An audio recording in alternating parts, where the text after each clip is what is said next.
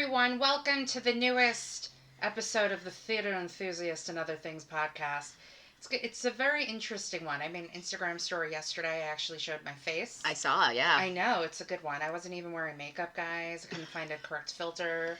It's fine. But anyway, I would like to introduce our guest.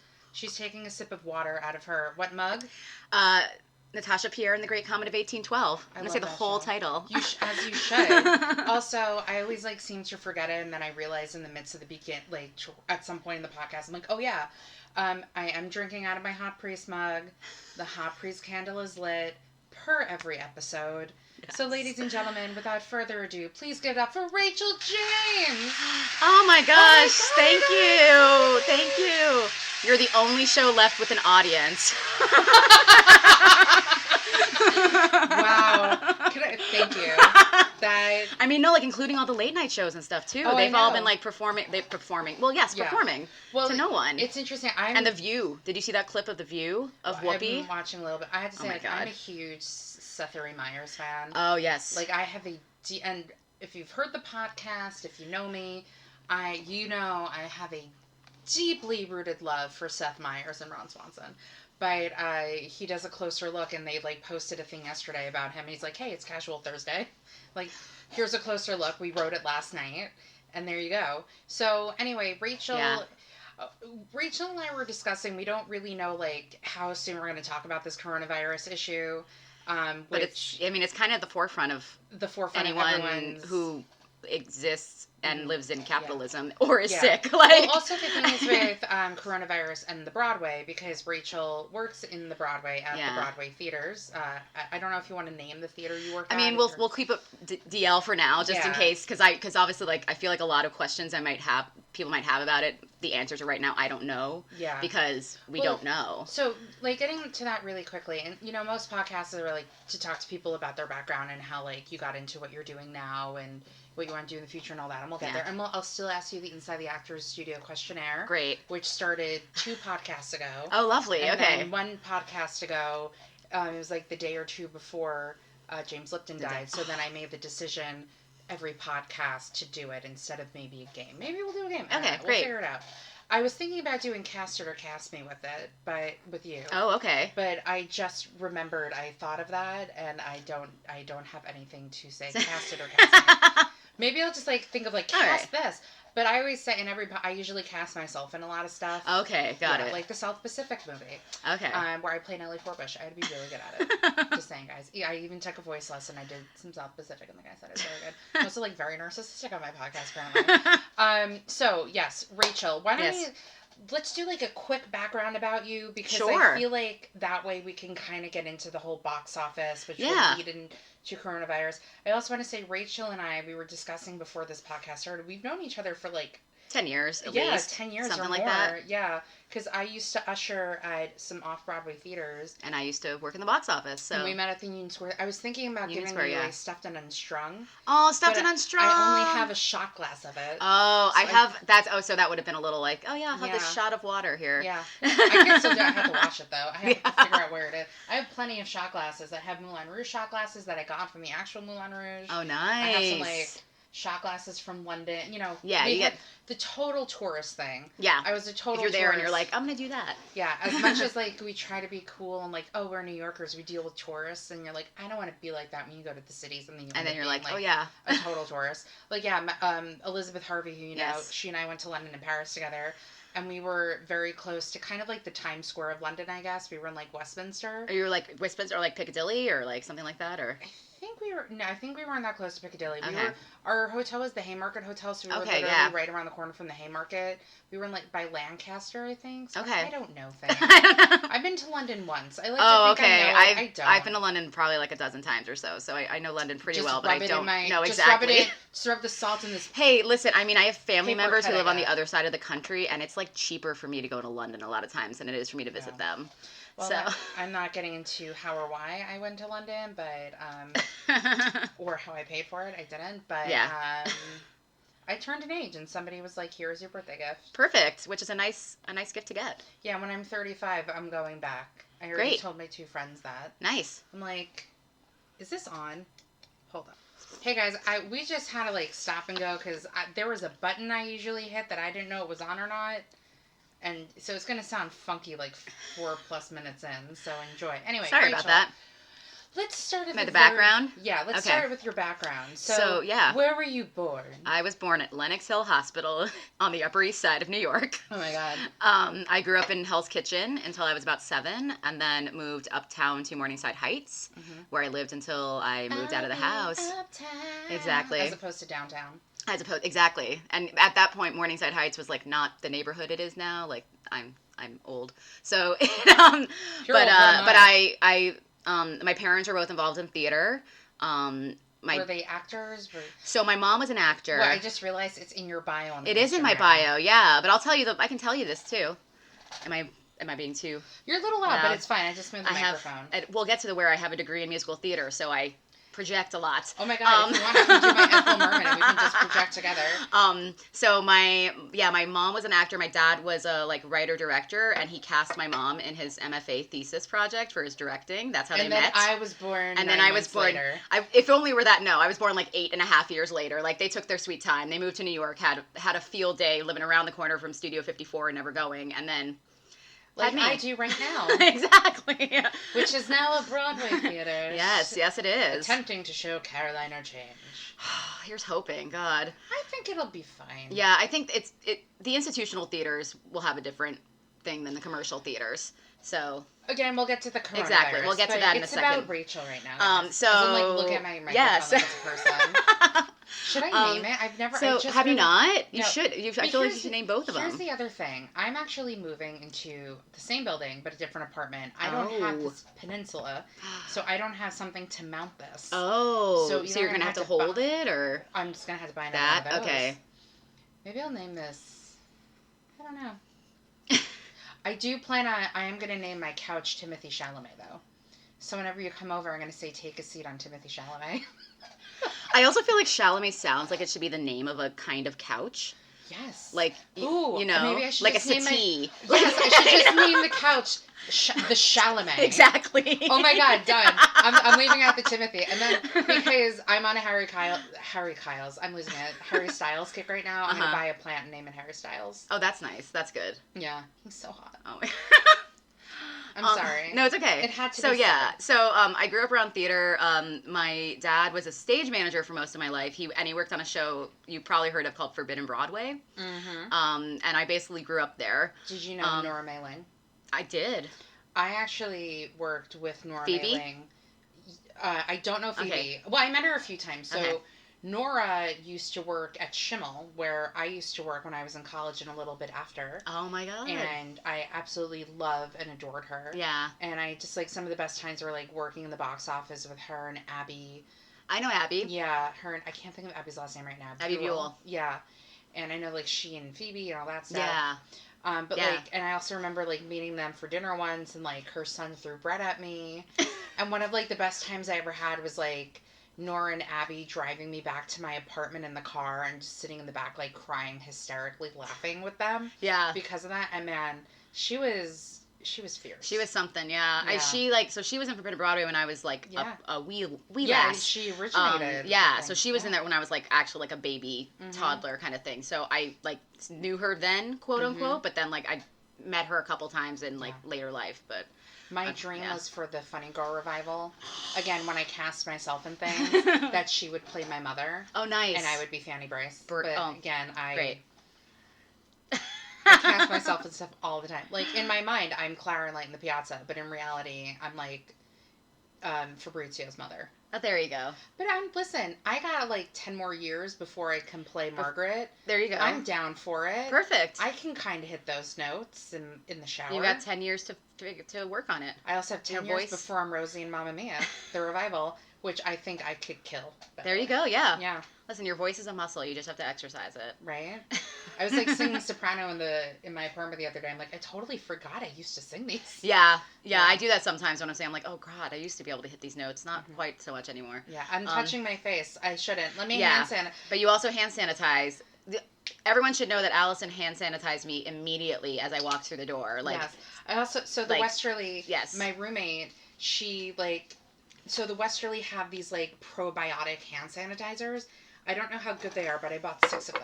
And I also have, like, a big bottle of sanitizer. And then they have these immunity boost shots that I bought. Okay. And you have to spray, like, 6 things in your mouth. In your mouth? Okay, yeah. And I've done it twice already, and it's, like, it burns because I think of the ginger. Oh. And it was the most, like, foul-tasting thing. Okay. But, yeah. Anyway. Yeah. It'll all work out sometime. Anyway, yes, so I grew up around theater, then ended up going to, when I was growing up, I worked at some companies called the 52nd Street Project and Starfish Theater Works, which are companies that help kids and teens do playwriting and acting. So, like, were you one of the participants in, like, the I playwriting was. and acting? I was one of, like, the kids as, like, the 52nd Street Project. So, like, I wrote plays and then acted in other people's plays, and same thing happened with Starfish, which was I did all through high school. Oh, that's still around. I feel like 52nd is. 52nd Street Project is, and it's like in a nice building now. Like when I was doing it, we literally were at like the PAL next to the projects on 52nd Street, and we do stuff at Ensemble Studio Theater, which is across the street, which is still there, but I think it's gotten a spruce up since I used to hang about there in the early 90s or so. So then I ended up going to college for musical theater. I went to Emerson College in Boston.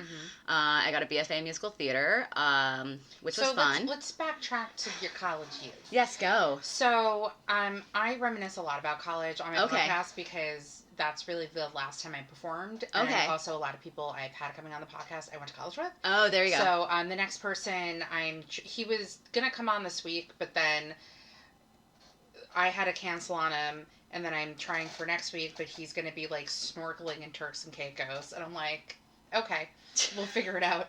Anyway, so I went to college with him. So I talk a lot about my college experience. And, you know, I ask people, like, so let's talk about Emerson. Yeah. I'm not asking when you went because we don't want to reveal ages. That's fine. I mean, it's probably a lot different now from when you went to college. For sure. Like, you know, pace is completely different now. And I actually met somebody at work the other day, and they're like, oh, I'm an actor. And I have, like, the personality at work where I get asked a lot, like, oh, are you an actor? Yeah. And, like, I have a BFA in it. I get asked that all the time at work, too. Yeah. Which is, I always tell we'll get into later why that's even more funny. I tell people, I'm like, oh, yeah, I act like I like people. That's, like, my go-to. Oh, nice. Yeah. And they're like, oh, I'm like, I'm just joking. And then in the back of my mind, I'm like, yeah. That's really what I get paid for. I can't no, the thing is, too, is, like, I think I'm very, like, real, and I can't, like, in the moment, I have to be in the moment to be like, even if I don't like you, I kind of have to act like I do. Yeah. And if we're talking about it now, and let's say I'm seeing somebody tomorrow I don't like. Yeah. Like, I can't just be like, oh, it'd be nice. Like, I have to be in the moment to be that type of way. Yeah. So, anyways, that's when I'm like, I like people. But I like, honestly, in the back of my mind, sometimes guests can be a lot. Yeah. Yeah. I mean, if I had a nickel every time I was asked where the bathroom was. Well, yes. I would never have to work, and this coronavirus thing would not be a problem for me because I would be on a tropical island with Harry Styles. Just I think especially shots. people who aren't used to the frenetic energy of New York, they get even more frenetic when they're around it. Well, you know, I think so too. It's a matter of like how like you treat people as well, because I think I'm very good at like kind of turning people's. I don't want to like energies because I don't know if I necessarily believe like energy can. I'm just like I can just change their mood around. And my big philosophy at work, and I even say this to guests, is like you will not leave the desk without knowing where you're going, all of those things. Because I'm of the philosophy of like I wouldn't want somebody to treat me that way. So like, why would I treat somebody else that way? No, it's so true. And also like if you're having a bad day, you can't take that out on somebody. Oh yeah, no, you definitely can't. I had the grunt of that last week from a guest, and I like. Let me tell you, I deserve a fucking gold medal for that. And I even had somebody on the phone say to me, like, you're very good at your job. Well, that's good. And I'm like, good, tell my boss. But they know. That's good. Yeah. And it was like theater ticket issues and like, it was Hamilton ticket issues. Of course. I mean, it's... Hamilton. That show. So it's going to be, I'll see Hamilton eventually. What are your feelings on bootlegs? I've seen it 3 times. I have it on bootleg. I am of 2 minds of bootlegs, mainly because there's something to be said about being in a room with other people watching something, which is what I think makes theater special in comparison to other art forms. We're going to get there later. I know, but it's something I have to say. Number 2, I mean, it is kind of taking money out of the idea of someone else, going to see that show. But then again, for something like Hamilton, people are just going to Here's spend money anyway. Here's my thing about the bootlegs. Yeah. A lot of the bootlegs I have are from shows that have closed. Yeah. So, you know, if I want to, like, watch once, and listen, like, I understand people's feelings about bootlegs. Like, I understand it, but also at the same time, I have some bootlegs. So, like, I get it where it's a good and a bad thing. It's a yin and a yang situation. But, like, if I'm, like, in the mood, and honestly, like, I have all these bootlegs, and I really haven't watched them. I think the last one I actually watched that I sat down, my roommate and I, a couple of years ago, like, sat down in my bedroom to watch once. But other than that, like, it's, you know, even if you can find it somewhere, like, I'll watch, like, bits and pieces of it, but not the whole thing. Yeah. And it's, like, for me, if a show that is closed and I have it on bootleg, that's more, like, if I ever want to go back and, like, revisit it. Like, because you can also, there's only, like, so many clips you can find on YouTube. Like, yeah. You know, there are so many times where I've YouTubed, like, once Broadway just to see if Yeah. they had something. And it's, like, interviews and, like, it's not even, like, show clips of the original cast. It's, like, show clips of their replacements singing, but it's the original cast's voice.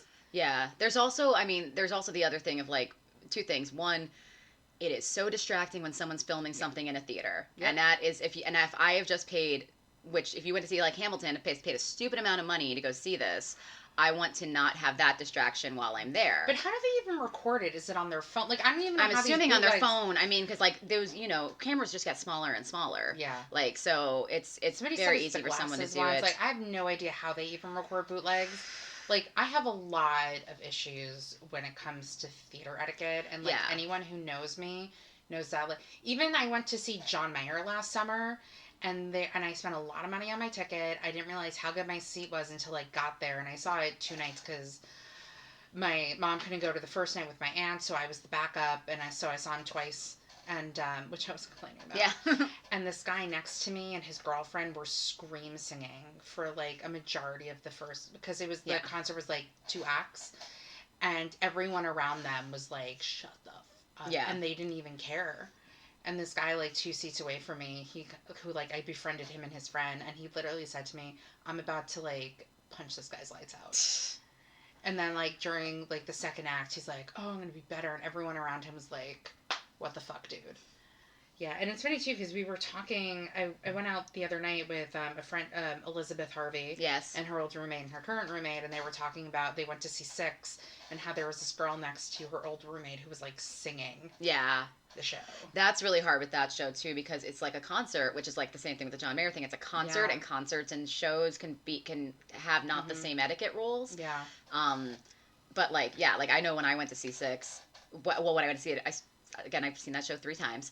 Once in London, once in Boston, once here. Mm-hmm. And when I saw it in London, they encourage you to take your phone out and film at the end of the show. So you can go online right now and just type in Six, and you can find thousands of videos of, like, the curtain call. I think curtain call is different than the show. Yeah. I mean, with Mamma Mia. But they've stopped doing that here. They didn't do it in Boston or New York. Yeah.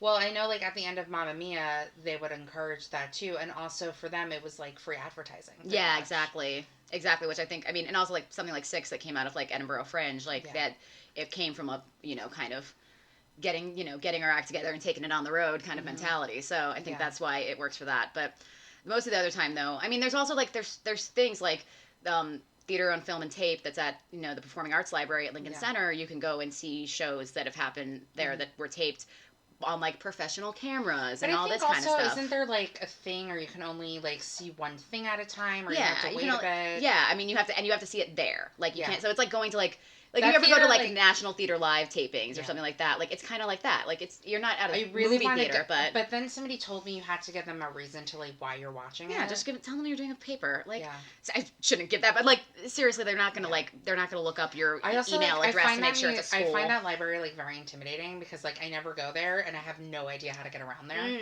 So I'm like, what do I do? I just want to watch the original production of Proof. You probably could. Yeah. Yeah. Just go there and say you're doing research for a show. Yeah. I'm also very upset that I'm missing the first night of previews of How I Learned to Drive.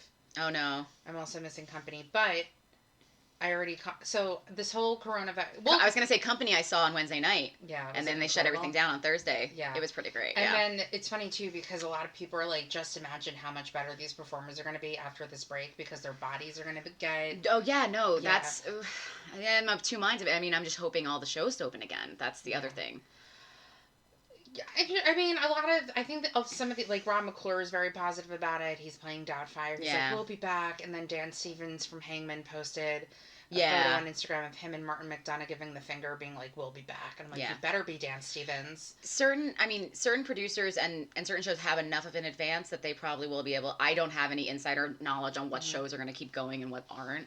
But, like, there's enough shows that will, but there's also a lot of shows that this is going to break them, and they're not going to be able to continue. Yeah. Somebody I was chatting with yesterday said they don't think the minutes is going to last. I don't know.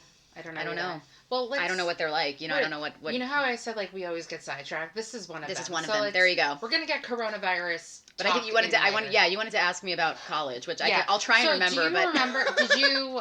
So. Because I was there. So I was there like in the early aughties. So. Okay, that's fine. You're not that much older than me. Calm down, girl. Yeah.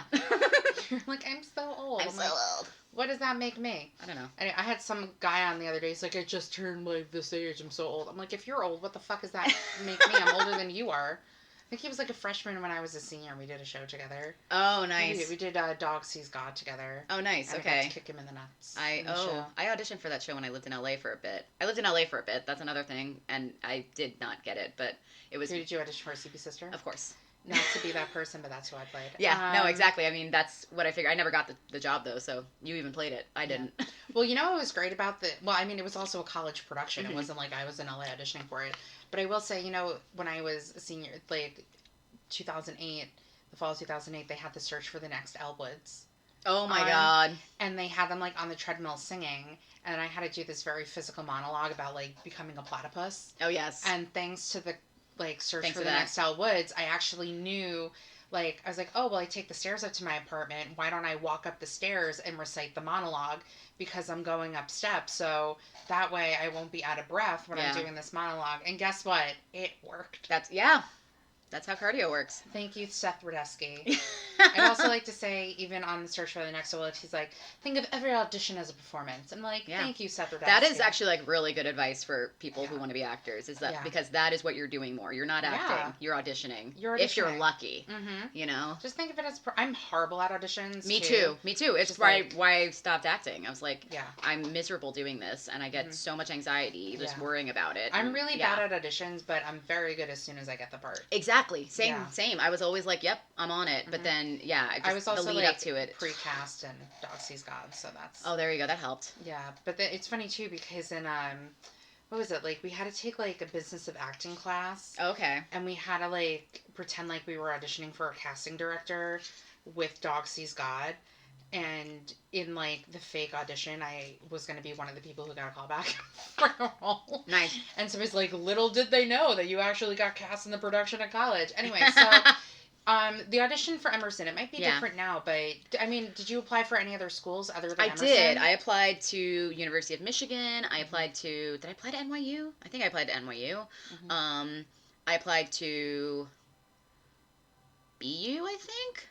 Be you, yourself. Yes.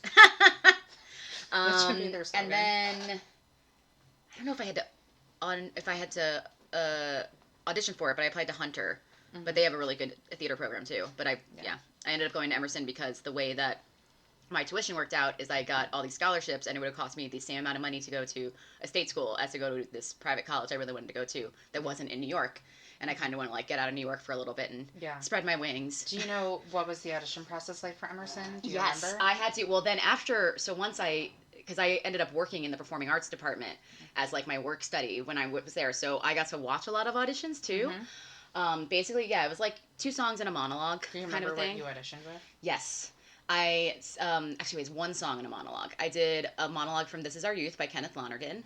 I just gave that play away to somebody yesterday. Did you? Well, because I'm moving and I have all of these scripts that I bought because when I wanted to direct The Shape of Things my senior year of college, I couldn't get the rights. Okay. But Timothy Rebuto. Oh my god, that didn't stop me doing so much stuff in college. Well, I know. I'm the type of the person who's like, but it was also Reasons to Be Pretty was coming to Broadway that year. Oh, and so people were like on it. Probably. But Tim Rebuto, who was the last person, he was the last person on the podcast. If you guys listened, I had such a dramatic moment because I was like, what are your dream roles? And he goes, Adam in the Shape of Things. And I was like, I'm going to direct you. So we're going to do the show and I'm going to direct him in it. I don't know when it's going to happen. Maybe in like when a you can year get the or rights. two. I'm not worried about it. But anyway, no, but I have like all of these scripts because like I didn't get the rights to it and I wanted to direct a show. Yeah. So I bought a shit ton of scripts. Oh. And I read like 7 or 8 of them. One of them was How I Learned to Drive. Okay. And then I was like, I think I'm going to lean towards this one. And then I reread it. I'm like, yes, I'm directing this. And you just accumulate a lot of scripts over the years. Like, you do. You just end up getting them, especially like if you go to school for theater, just the scripts you have to buy for things too, and for shows that you're in, you get like that kind of thing. Yeah, you know, honestly, like I haven't like read any of them. Like I bought Straight White Men because I heard Armie Hammer was coming to do it on Broadway. Oh yeah. Like, so like I bought that script, but I just got like rid of a ton of scripts, and there's some I want to keep. So I didn't get rid of all my Neil LaButes. Okay. I usually, when Drama Books was open, I would always buy like a Neil so soon, LaBute. hopefully. It was supposed to open in March. Yeah. I would always buy like a Neil LaBute play, but I'm like, I'm gonna read these. So I have tons of books I haven't even read yet.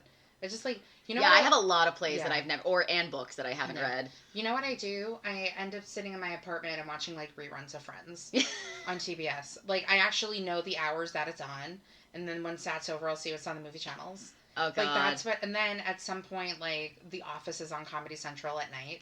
And there you go. It's really, that's like what I watch on TV. Oh my god. Yeah. Anyway, Okay, so I did a monologue from This Is Our Youth by Kenneth Lonergan. Mm-hmm. Although there's not really a monologue. It was kind of like she was talking, but guys in between were like, and then what happened? Okay, so I had a conversation with this, I think like 2 podcasts ago. Yeah. Because when I was directing How I Learned to Drive and I was holding auditions. I heard it was on Elizabeth's episode that you guys were talking about how you don't like it when people do that. Oh yeah, I repeated that on another one. Where so one of my favorite plays is Proof. One of my dream roles is playing Catherine in Proof. Mm-hmm. I think I'm getting a little too old in the tooth for it, but you know, whatever. I look young and I can moisturize my hands. I have a hair in my water. Oh, lovely. It's yours, probably, right? I'm so yeah. Drink it. I wasn't there when I filled it. Let me tell you that. But yeah, someone came in with that. Yeah, somebody came. So Proof doesn't really have any monologues, and it's usually like line, or like not even what would be a full monologue or something that you can turn into a monologue, where it's like 3 or 4 sentences together. So I felt as though like, and then I have the Tara Novi who was on, who's fabulous by the way, and I adore her, and she and I were actually just talking today. She like doesn't have a problem with that. But for me, I think it was because I know the play so well. Yeah. That I think it was like a bigger issue. And I think that you should be cautious of things like that. For sure. Because you don't know what people are going to know. So yeah. I did it, like when I did this play, like it hadn't been revived. It's gotten revived since in London, and I think they brought it here. I don't even remember anymore. They did. Did they? It was really good. Oh my god, they did. Yeah, it was at the court, My friend's review was on the side of the theater. Oh my god. He used to work for Entertainment Weekly. And so but it hadn't been when I auditioned for it, or when I auditioned with it. And it's a play that takes, a lot of it is about like 3 like young people like doing cocaine, and so I can frantically just keep talking, and if I go on a tangent, which is what the monologue kind of did, it worked. Yeah. So, and it also had this great button of a line, and so when I auditioned, George W. Bush was president. I'll give you a time period, and the button of the line was, and now like Ronald Reagan is president of the United States. I mean, how embarrassing is that? I definitely feel that evil has like triumphed in our time. And I'd always get a big laugh on that because people were like, remember when we thought Reagan was bad?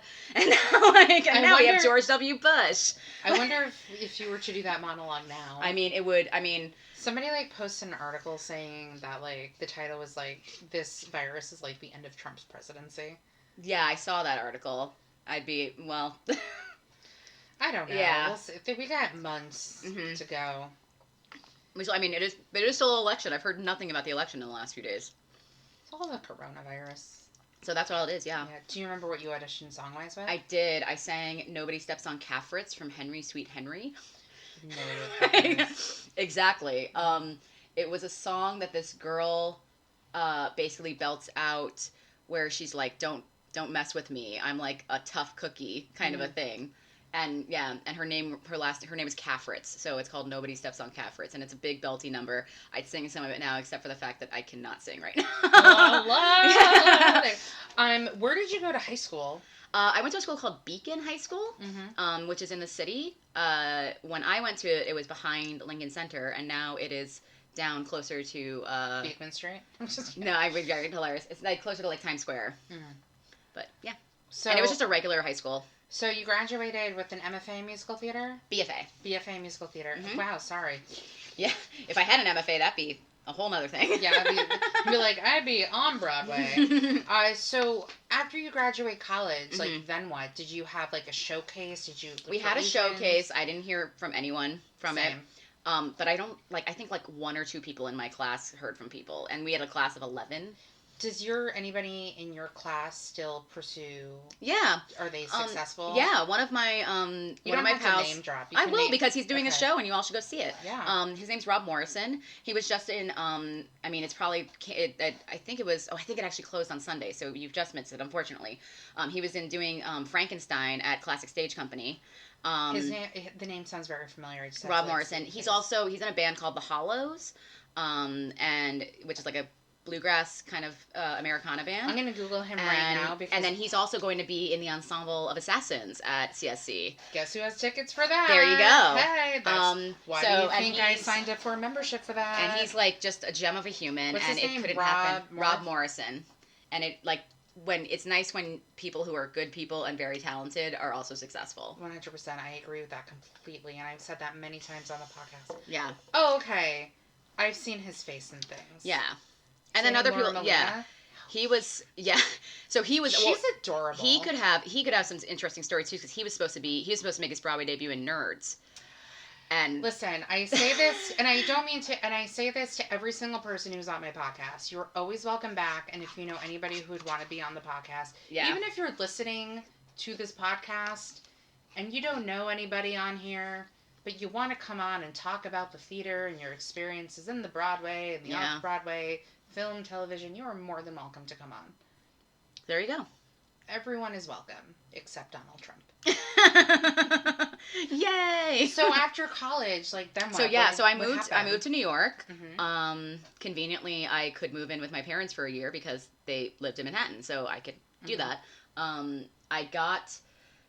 me go. Actually, I should go back even before this because the summer between my freshman and sophomore year of college, my dad, the stage manager, who I mentioned earlier, found a notice on the Stage Managers Association website they were looking for an intern, a stage management intern at the Public for Shakespeare in the Park that summer. Oh, wow. And I was like, well, I need something to do. And this was when they still paid interns. It was like $125 a week. Dream big. But I wasn't paying rent, so I could afford to do that. And I got the job. Do you remember the productions? Yeah. We had one show that year. It was 12th Night with Julia Stiles, Jimmy Smits, Zach Braff after his first season on Scrubs, so people still were kind of. I was the Anne Hathaway version. No, earlier than that. I told you I'm old. I know that they did 12th Night at Lincoln Center with Helen Hunt. Helen Hayes, yeah, Helen Hunt. I was about to say Helen Hayes. I was about to say Helen Hayes. They probably did 12th Night with Helen Hayes at some point, but it was much earlier than that. What's interesting to me with 12th Night? Viola's supposed to be the lead, but I feel like Olivia has more scenes. It depends on how it's done, yeah. Did you see the production that they did with Mark Rylance? I didn't. I missed that one, unfortunately. Were you at that box office? I wasn't then. I have worked at that box office, but I was not there then. I know. You were there for network because when you saw me, you said I was going to give you a better ticket, but you already have a good seat. Exactly. And I literally say that to people when I'm telling them about the balcony of that theater. And I sat in the last row, center balcony for a girl from the North Country last Friday. And how was it? I sat in the last row of the balcony. The thing, we do have a section on the podcast called Review It. Yeah. So maybe I'll get into my feelings about it a little bit later. All right. I'm not saying it's the worst thing I've ever seen in my life. That's Perfect Crime off Broadway. Followed closely second by Bat Out of Hell. I said to my mother after I saw Bat Out of Hell, I was like, Mom, I've never walked out of a show before, but I mean, but 4 confetti cannons in the first act alone. I said, I've never walked out of a show before. That's Bad Out of Hell, not Girl from the North Country. Maybe not. But I said, like, I was so close to walking out, and she's like, wow. She's like, that coming for you is a big thing, because you've seen a lot of stuff. Yeah. Yeah, I've been seeing shows since I was 5, so years. I've seen over 100 shows, and like on Broadway alone and off Broadway and other things like that. But anyway, so you stage managed. So I got that, and then my internship ended like when performances began. So I basically wasn't on the run crew of the show. Weird. I know, that's just how the thing worked. So after that, I was still like, I need to make some money, though, the rest of the summer. So I spoke to the theater manager, and I was like, can I usher or something? And he was like, yeah, sure. And I was like, great. So I ushered, and then I got to know him, and then every summer I would come back and work Shakespeare in the Park, either ushering or, like, selling merch or something like that. And then the summer after I graduated college, I moved back to the city, and I was like, I'm going to need a job somehow. And I was like, I'll go back to ushering at Shakespeare in the Park. And he was like, actually, you know what? Come work in the box office with us, and we'll have you be the liaison between the box office downtown and the box office here in the park. So every morning I'd wake up, go down to the Public, get the tickets, and bring them up to the Delacorte, and then we distribute them. Wow. So it's all digitized now, but it's hilarious to think that it was just like me on the B train with like a plastic bag for all these tickets that people like desperately wanted to get. Yeah. And it's like someone had just mugged me. It would have happened. Production you've ever seen in the park? Oh my God. It was actually before I worked there. George C. Wolfe did On the Town with an unknown Jesse Tyler Ferguson and Leah Delaria. Yeah. But in the park, it was like so magical. Just like being in that theater is so magical. It's probably one of my favorite places in the city, because like you can see like Belvedere Castle in the background, and you're just like in this outdoor space. You can also see all the bugs around the lights. I mean, you can, but there's bugs. I don't know. And then your ass hurts you by the end of the night. It's great when like the raccoon comes out and steals the show. I don't know if I've ever witnessed the raccoon. Great Twitter account too, Park Raccoon. Follow it if you don't. It's like, because it's someone who works in that theater, but they tweet as the Park Raccoon. It's really nice. My first production I ever saw in the park was The Bacchae with Jonathan Groff. Oh my God, yes, I remember that show. And I was like, this is just, of course, this is my life. I would see horrible production. That show was insane. The problem was they miscast the roles. Anthony Mackie and Jonathan Groff should have switched the roles. Yeah. And I think that was like Jonathan Groff, I'll agree with that. Kind of like right after Spring Awakening. It was 2009, I want to say, right? Yeah, so it was. That would have been right after Spring Awakening. Or like I don't know. I know that he like that right was after a Spring year. Awakening he was going to do Hair, and he did Hair in the Park. He did, yeah. But he didn't for some reason he didn't do it on Broadway. I think he got a job somewhere. I think he just did. I don't know. I'm not Jonathan Groff, but he's doing stuff. Fine. He's fine. Jonathan Groff is fine. He's and who doesn't? Going through if it. you show me someone who doesn't love Jonathan Groff, I will show you a liar. He seems like delightful. Well, listen to me. I'm just like acting like he was just doing Little Shop like 2 seconds ago. Yeah, but then he's doing Manhunter. Yeah. So I feel like I always talk about this, but my roommate won a Roku. No, that's not a Roku. That's a Roomba. Okay. And we named it JJ after Jonathan Groff and Jeremy Jordan. Great. Yeah. Great. I will say the best production I've ever seen in the park was the production of Cymbeline that they did with Raul Esparza, Lily Rabe. I missed Patrick that Page. one. Oh my! Like I somehow won we were like center, 5th row. Raul Esparza did a musical number. Oh my God. Oh my God! Lily Rabe was like one of the cocktail waitresses during that. It was so good. And plus, seeing Lily Rabe do Shakespeare is kind of something everyone needs to experience. Yeah. I also She's great. She's great. It's just she always reminds me of Katharine Hepburn when she does stuff. And it's always like, I'm always like, how do I feel like this is happening? I do such a good impression of Lily Rabe in Merchant of Venice. I saw her in, yeah. Because I worked merch at Merchant of Venice, and it was like 3 hours, and I was one of the only like few merch people who didn't mind working it. And also like David Harbour was in it. So David Harbour was in the 12th night I worked, and he replaced Sterling K. Brown was in it, and then injured himself and had to drop out of the production. And now it's like hilarious because they're both like these super famous guys. One Emmy winning. Exactly, and David Harbour came in like 10 days before first preview and played Antonio opposite Zach Braff as Sebastian. It was Excellent. So this is my Lily Rabe. Oh my God, go. Okay. Antonio, you are welcome. That's it? Antonio, you are welcome. Nice. Thank you. That's your also Katharine Hepburn. Yeah. She's so great. Like, I honestly, like, at some point I thought they were going to do a production of, like, her in Proof. But I think she did it somewhere. She did do it somewhere, but I can't remember where at the moment. I'm just, like, waiting for them to bring it to Broadway and me just be, like, deeply jealous that I'm not at it. God. Anyways. Oh, okay. So, yeah, Shakespeare in the Park. That's where I basically got. And so I was the person who brought the tickets. And then at the end of the summer, someone in the box office downtown had gotten, I think he had gotten to grad school. To sing it. I'll be downtown. I'm just lip singing along to it. And he was like, hey, do you want to come in part-time? And I was like, part-time's perfect, because then I can, like, still audition and da-da-da-da. Mm-hmm. And then, like, I was there for 2 or 3 months, and then someone else quit, and I got offered full-time, and I was like, okay, well, I guess I'm doing this now. And it was, like, a pretty nice thing for someone who was, like, 22 to be working at the Public Theater, which is, like, such an institution of American theater. And we have, like, there's, like, 5 spaces, plus Joe's Pub, plus the park, and, like, you're just doing, you know, there's constantly something going on and something to do, and I got, like, benefits and stuff, like, you know, and like, things like that, and it was pretty crazy. I don't mean to interrupt you, but it reminded me of a story. I don't remember where I heard this story. I think it was probably, like, I watched a video of somebody talking about it, where it was, like, Joel Grey, this person's like, I was at the box office at the Public to get my ticket for Hamilton, and Joel Grey was there, and they're like, 1 ticket for Joel Grey. They didn't have a ticket, and they were scrambling for Joel Grey and then they got him a ticket. And then he's like, yeah, I didn't even have one. I just went up to the box office and said, Joel Grey, they got me a ticket. That's the power of Joel Grey, apparently. I mean, I have a similar story with Meryl Streep at the Public. I also have a story about Sally Field not washing her hands in the bathroom, but continue. Ooh, okay. Well, listen, I didn't hear the faucet run. Okay. So I don't know. She could have just hand sanitized. There you go. No, I just remember, like, we were sitting, and then we heard a knock on the door, and we open it. It's our company manager, and she was like, we need a ticket. Meryl Streep's here. We're like, okay. And obviously, like, Meryl has, like, listen to me. Meryl has, like, a huge history with the Public. Yeah. And so, like, you know, it's kind of a thing. We're like, gotta find something, da-da-da. And she did, and, like, my box house manager went out and, like, gave her the ticket, and she, like, grabbed his face and, like, kissed him and was like, thank you so much. What show was it for? I don't even remember. That's the thing. It was for Hamilton. It was so not for Hamilton. I wasn't working there by that point.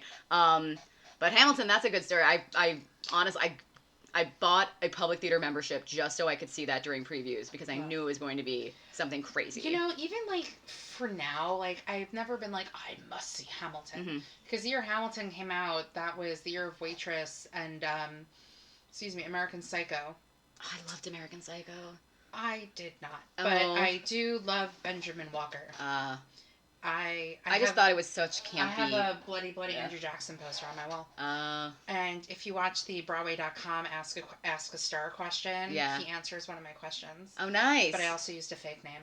Okay, that's good. And Kristen Milioti also answered one of my questions. Fake name. And I think maybe Tamutu. Again, fake name, but it was definitely Kristen Milioti and Benjamin Walker. Nice. Well, I mean, if I tell you what the question is, you're going to know it's me. Yeah. And I think it was the second question, and I was like, what makes somebody sexy pants? Oh, nice. Because the slogan was history just got all sexy pants. And he's like, I'm going to answer you, like, in regards to politics, because Jackson was a politician. Yeah. And then he, like, answered it, and then he's like, at the end, he's like, hear that, Pelosi? Coming to get you. Oh, Christ. I just say that I was so happy when he got nominated for a Tony for All My Sons. Yeah. Yeah. I didn't, like, love the girl who played his, like, lead, like, his love interest in the show. In All My Sons? Yeah. I didn't see All My Sons. So it was it was a fine production. Yeah. I mean, Saturday day you can say, like, oh, I saw Annette Bening and, like, Tracy Letts on Broadway. Yeah. And although I was walking... What a disappointment. Last Sunday. I was walking with Elizabeth last Sunday past Lincoln Center, and Tracy Letts walks by us, and I go, not to be that person, but Tracy Letts just walked by us. NBD. And she was just like, I notice everyone. Yeah. Oh, so, that's good, because I sometimes notice people, and sometimes I'm just like, what? No, like I'm I was, really good at it. I also do that thing where I was like, do I know you? Mm. And I definitely was like staring at Justin Long the other day, Nice. being like, I think I know you. And I'm like, Yeah. oh, I don't. Sorry, Yeah. keep walking. I Did don't he, want to like, interrupt you. notice that you stared at him? Yeah, because I was he was wearing like a baseball cap. He was Mhm. definitely like trying to be like, it was like on 9th Avenue. He was like Mhm. trying to be incognito, and I was like, Yeah. wait, I think, oh no, never mind. Yeah. Like, My friend and I saw, what was it? Betrayal. oh And yeah, there was this actor there, and we're like, we know, like, what is he from? And so for like a majority of like the show, I was watching the show, but in the back of my mind trying to figure out who the guy was, and then I figured out who it was, and I felt much better. okay. I can't remember his name, but I know that he was like on a few episodes of Shameless, like last season, like Emmy Rossum's last season. Okay. Do you watch Shameless? I do. I haven't, the last couple of seasons, I've just like kind of caught up. He was also on that like very short-lived Deborah Messing show about her being like a detective, The Mysteries of Laura. Like he played the chef that she dated. Oh, never mind.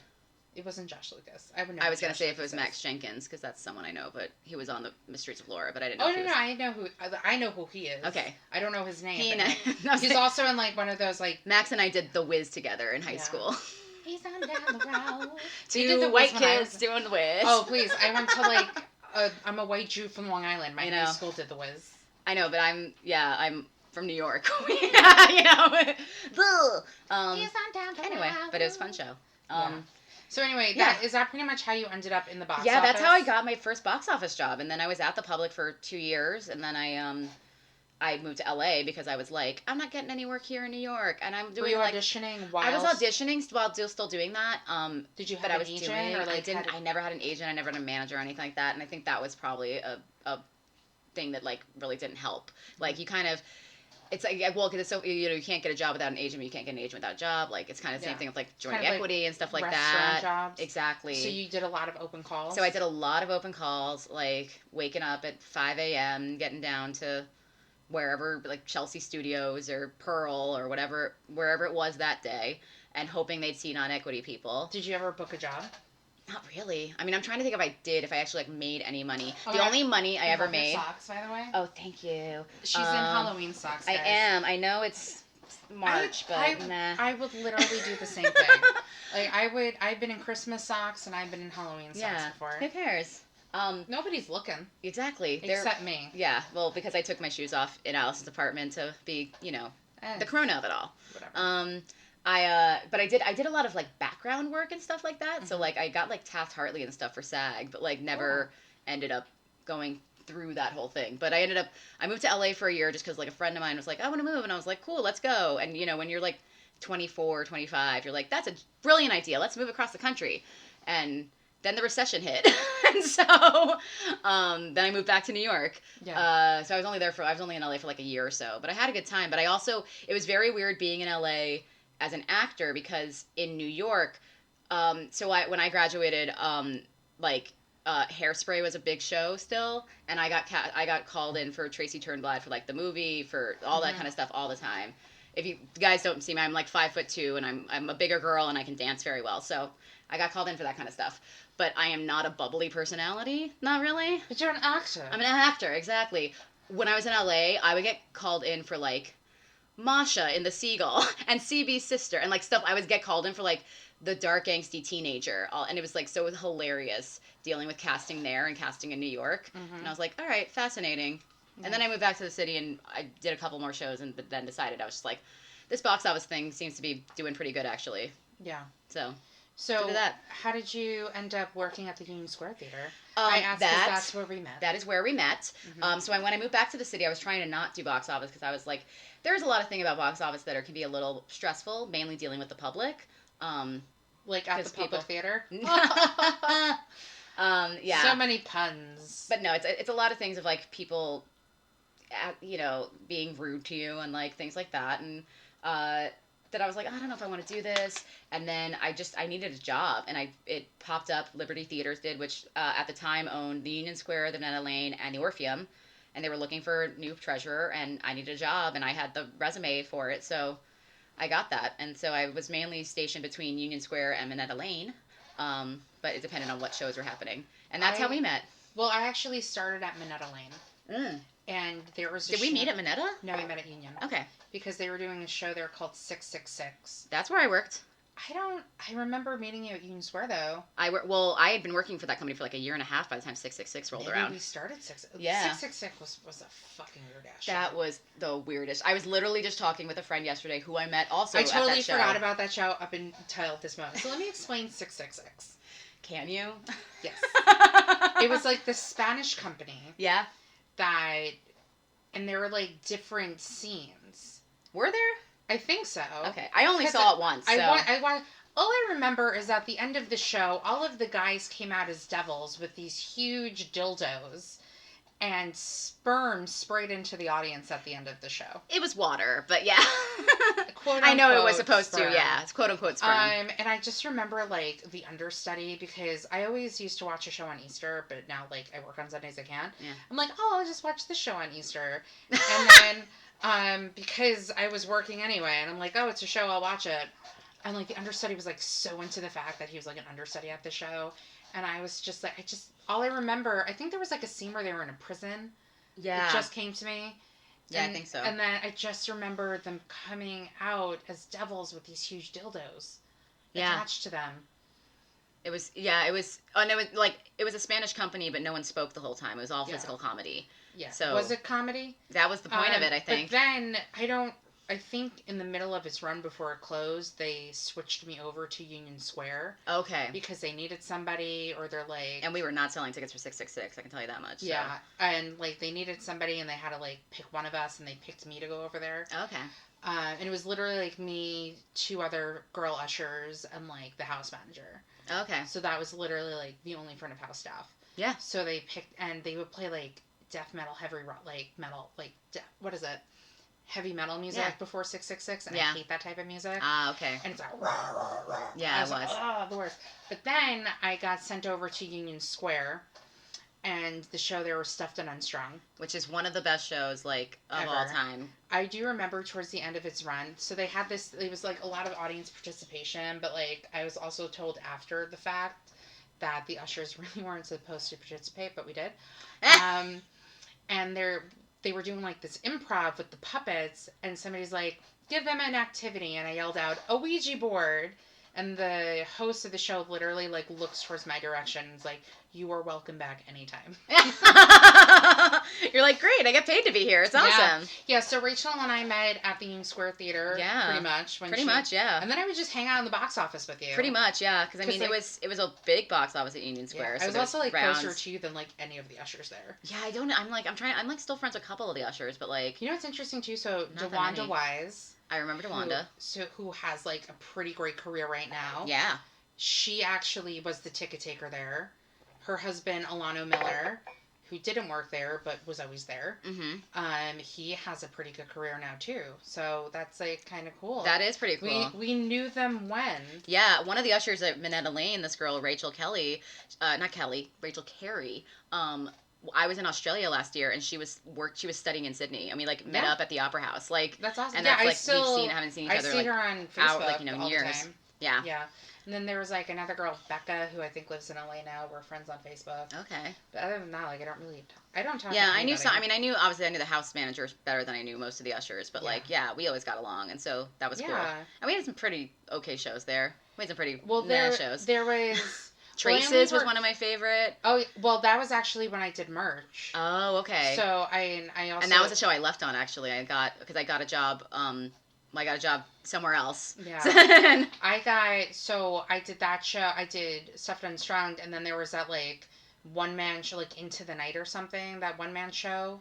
Oh God. Or something like that. I don't remember that. I should remember it. And like the stage manager of that show, I think her name was like Beth. She actually like stage managed. She ended up being the stage manager at once. Yes, I know Beth. Yeah. Yeah. So she, I think, stage managed that show. Like I think it was called Into the Night, and I think that was the show I left on because I got the merch job. I was gonna say, was it a one-man show? It was a one-man show. Oh. And I remember the opening night party was like at TGI Fridays. Yeah, that sounds about right. Yeah. And I left on that show. But then I ended up doing merch, like one shift of merch for Traces at Union Square. Oh, okay. And I remember like the head of the company says to me, she's like, so what did you do that day? I'm like, oh, I saw the show. It was great. She's like, no, merch-wise. I'm like, oh, I didn't sell anything. I'm like, nobody bought anything. Yeah, no one would buy anything for that show. No one would buy anything really in general. Well, maybe... Stuffed and Unstrung. Maybe Stuffed and Unstrung probably made some money in merch, yeah. Well, that was another job I did, actually. When I was working at that, when I was in the box office, I didn't make enough money to do, like, my life. Yeah. So I was selling merch on Broadway on my days off. What were your favorite shows that you've ever merched? How to Succeed in Business Without Really Trying with Daniel Radcliffe. Mm-hmm. Although I did work it when Darren Criss came in for 3 weeks. Which I can only imagine the amount of merch that you sold. It was insanity. Mm-hmm. And a friend of mine works in the box office for Circle in the Square, and she's already experiencing it with American Buffalo, where, like, I think, like, Darren posted a photo of him, like, in rehearsal, and was like, this was 2 weeks ago, but we're having a great time. And then, like, all these people showed up, and they were like, is Darren Criss in the building? Is Darren Criss in the building? And it's like, I don't know, and I'm not telling you. That happened to me once when I was, when Billy Joe Armstrong went into American Idiot. Yeah. And I had to, like, pick up merch stuff there, and you have to go into the box, because, like, with merch, you have satellite shows. Yeah. So the manager had satellite shows, and one of them I was working, so I had to, like, pick up the paperwork or something. Oh, yeah. Anyway, so I, like, had to go into the theater, and some person standing outside with, like, a gift bag. She's like, excuse me, can you give this to Billy Joe? And I'm like, no. And I, like, went inside the theater. I'm like, I don't know. I can't. No, How to Succeed was great. I worked on Priscilla, Queen of the Desert. That was fun. $1 Million Quartet was a fun show. I think I was, like, the youngest person who saw the show the day I went to see the show. I won the lottery for it, too. $1 Million Quartet? Mm-hmm. Yeah, that was definitely a show of people who were older. It was a fun show. But it was a fun show, right? I think Levi Krause? Levi Kreis, yeah. Yeah. I just made a face because I butchered his name. I thought very well deserved Tony Award. Oh, yeah, he was great. And I was there the night that, like, actual Jerry Lee Lewis came and played, and, like, Melissa Etheridge came and played one night. Like, it was kind of nice to, like, work those. I also just, like, get back to, like, Melissa Etheridge and American Idiot. Oh, yeah. And I think I've said this on the podcast before. There was a time where I said, oh my God, what's the name? St. Jimmy can be played by a woman. And the merch manager at the time was like, what are you saying? Like, Jimmy's effeminate? It's like, no, I'm just saying that I think the character could be played by a woman. Yeah. He's like, like, St. Jimmy is, like, really Johnny. I'm like, okay, calm down. I'm just saying I think a woman can play that part. And then here comes Melissa Etheridge. Yeah. I have to say, like, the Last Night on Earth song, when they were, like, taking the drugs together, the harmony with her was so beautiful. I can imagine, actually. Yeah. It was rumored that Pink was going to go into the show, but she got pregnant. It's just a rumor. I don't know how true it is. That would have been amazing. Yeah. So anyway, you got so I was doing merch and that simultaneously, and then I got a job working at Full Circle Forbidden Broadway in the box office there when they came back in 13, I want to say it was 2012, something like that. So my dad and I, like, have now worked on Forbidden Broadway in, like, 2 different capacities across a period of, like, 28 years. Yeah. And I was there, and then, like, a week or so later, I got offered a job at the Freedman. So it was my first Broadway box office job. Do you remember what show it was? Yes, it was Enemy of the People. I did not see it. With Richard Thomas. And so... Isn't he going on tour with... He's going on tour with Mockingbird. That's really good. Yeah, so I got that. He was in a show I saw that he was very good in. I can't remember what it was. Something recently? I don't know. Okay. I feel like I've seen him on stage before. He's done a lot of stuff. He's done a lot of stuff. Yeah. It is always hilarious, though, because I've worked on a couple of shows with him, and people will see his headshot and be like, oh my God, John Boy from the Waltons. And it's like, the Waltons was on the air 40 years ago. Yeah. And he's still getting that. So excuse me, I call Dan Stevens Matthew Crawley. I mean, yeah, well, he's going to get that for the rest of his life as well. He will. I mean, also, I'm sure Darren Criss, for the rest of his life, will get Glee. Exactly. And he has an Emmy Award for... And I mean, Dan Radcliffe, he's Harry Potter forever. So... I think he's begun to embrace it. But he's pretty good about it. What I really like about, like, certain actors, like Michelle Williams. Yeah. Going into Cabaret. Like... That kind of came out of nowhere, and I really commend her for. I mean, she's not the best singer, but Sally Bowles isn't the best singer, so it works. And I mean, well, also, like, now that she's done Fosse Verdon, I'm like, do whatever you want. Yeah, and I was talking to somebody about it at work the other day. I'm like, I don't know. I feel like I'm a little jaded because I've been seeing theater for so many years, and it takes a lot to impress me. And I think that in my mind right now, there are 3 performances on television and or film that have really stuck out to me, and hers is one of them. I mean, the way she wipes away that tear when she's doing when she just puts it around her whole face. Yeah, listeners, just look that up. It's one of the best acting moments of all time. I love and adore Sam Rockwell. Yeah, but honestly, I could have just had the whole miniseries be Michelle Williams as Gwen Verdon. Yeah, and I would have been totally We've been fine with it. So fine. Yeah, so great. And then just like give me her. Yeah, and I'll just be good. Oh my god! You know what's funny? Good. A couple of years ago, she went to the Met Gala, and Joshua Jackson and Katie Holmes was also there. And so I'm like, imagine if there was like a Dawson's Creek reunion inside. And now you have James Vanderbeek doing Bye Bye Birdie at Kennedy Center, hopefully. Oh yeah, he is. So I was wondering because I went to an opening night. He's the only one who hasn't been to Broadway yet. I was gonna say I went to an opening night party the other night and he was there, and I was like, why is James Vanderbeek here? Yeah. And so what opening night was it? I'm trying to remember. I went to Girl from the North Country opening. Oh, did you see the show? I did not. I didn't see it there. I saw it at the Public. What did you think of the show? Let's talk about review it now, guys. I told you we get sidetracked. I get really nervous about it because like I have friends who work on it, and that's the kind of thing. Well, no, I mean, and like right now because of the things closing, like I don't know if they're gonna come back or not, and like I don't want to like. Okay, so I'll talk about my feelings. You can feel your feelings. I'm friends with people, or I know people who know people. Mm-hmm. Like I don't have like a friend who's like I have a friend who's I have like two friends who are dressers on Broadway. But yeah, it's also a theater I worked at for a bunch of years, and I hold a dear place in my heart for that house staff and stuff. And so I just like that's how I feel about the Walter Hurt Theater. Mm-hmm. I merged 2 shows there. Okay. Yeah. What shows? Liz Estrada Jones. Yes. Liz Estrada Jones, Athens, you don't know. I can like go on, but I'll stop. I'm sure you can. With Josh Segarra and Penny Marin. Yes. And then I worked Clybourne Park. Okay. Like 5 Wow, what a change. Yeah. Well, no, I will say like I co-merch managed towards the end of its run Liz Estrada. Okay. And that show was just a lot of fun, and like the house staff was great, and it's probably one of my favorite theaters I've did merch at because just like the house staff there. Yeah. And also like Ju Jamson, like one of my best friends is Ju Jamson usher, so I feel like I know a lot of Ju Jamson ushers. Yeah. Anyway, and then Clybourne Park was fantastic. Yeah. And everything was beige, and I would always get complaints about how everything was beige. And then I had of the merch, you mean, or the set? The merch. Okay. And then I had Pat McKinnon come up to me and talking about merch, and then I started talking to her, and she goes, "Whoa, you just got total salesperson." I'm like, "Oh my god, I'm so sorry." It just came out naturally, and that happens too when I'm at work, like trying to pitch a bus tour. Yeah. You know. And there was a really cute understudy, and the bar person and I would like call it. I don't remember what we called him, QT understudy or something. I don't know. We had a nickname for him, and he was super nice too. Nice. Yeah. Anyway, what were we talking about? Box offices. Oh yeah, Girl from the North Country. Yes. What was your opinion? So, I was very excited about seeing it when I first got my ticket because it got really great reviews at the Public, and I was really excited about it. And people were like, "This might be the one to win the Tony," blah blah blah. And then it got closer to the date of seeing the show, and I was going on certain chat boards. Yes. Just because I'm sometimes curious to see what people rate on there.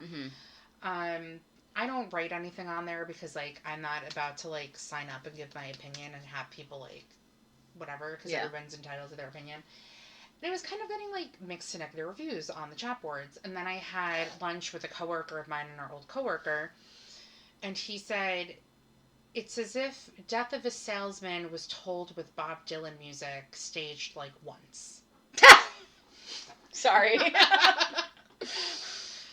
So I was like, oh no. Here's my thing about it. As soon as it started, I got bored. And same thing with Macbeth with Corey Stoll. And I fucking love Corey Stoll. I find him to be... I love him too. I saw that production as well. I had similar feelings. And I didn't get on board until, like, the scene with Malcolm towards the end. And I totally just spit. Because I also did you see the Macbeth that was the all-female production? No. That was at the Lucille Lortel, and then it was at Hunter. It's like one of the best theater experiences I've ever had. Wow. And it was all of these... Well, don't say that yet, because we're going to talk about your taco and theater great. We'll talk about it later. It was phenomenal. That's all. No, I don't see a lot of off-Broadway stuff. Oh, okay. I'm not like, I just, whatever. Just haven't anyway, yeah. But with that being said, it was just, it seemed like more like a play to me that it wasn't paced very well. And then there was like, the son had this girl that he liked, and there was a romance there, and like the commercials kind of make it seem like their romance is going to keep going, and then it doesn't. And then you didn't know what was going on, but then you did, and then there would be like Bob Dylan music that happened that didn't really make sense, but then it did make sense at certain points. And then it just ends very sad. Yeah, it does. And then you're just like, what? And the weird thing is too, the first act was like an hour plus. Like, it wasn't even that long of a first act. And then the second act, more stuff happened. But you don't know what happened. Yeah. It's not the worst thing I've ever seen. Oh, but for sure not. No. I don't think it's like a bad show. I just think it's kind of boring a little bit. Like, I had to let it sink in a little bit. Like, I don't think I can sit through it again. And I also go into shows for my enjoyment, but then there's like 1% of the time saying to myself, who can I recommend the show to when I'm working? Yeah. Because you, of course, have, like, people asking you all the time what shows to see. And one of the things that I'm very good at is, like, I'm very good at birthday gifts. I'm very good at picking out mugs for people. Yes. I'm very good at picking out birthday cards. I'm very good at picking out shows for people. Like, that's my sixth sense at work. And even if I say a show, they'll be like, we were thinking that.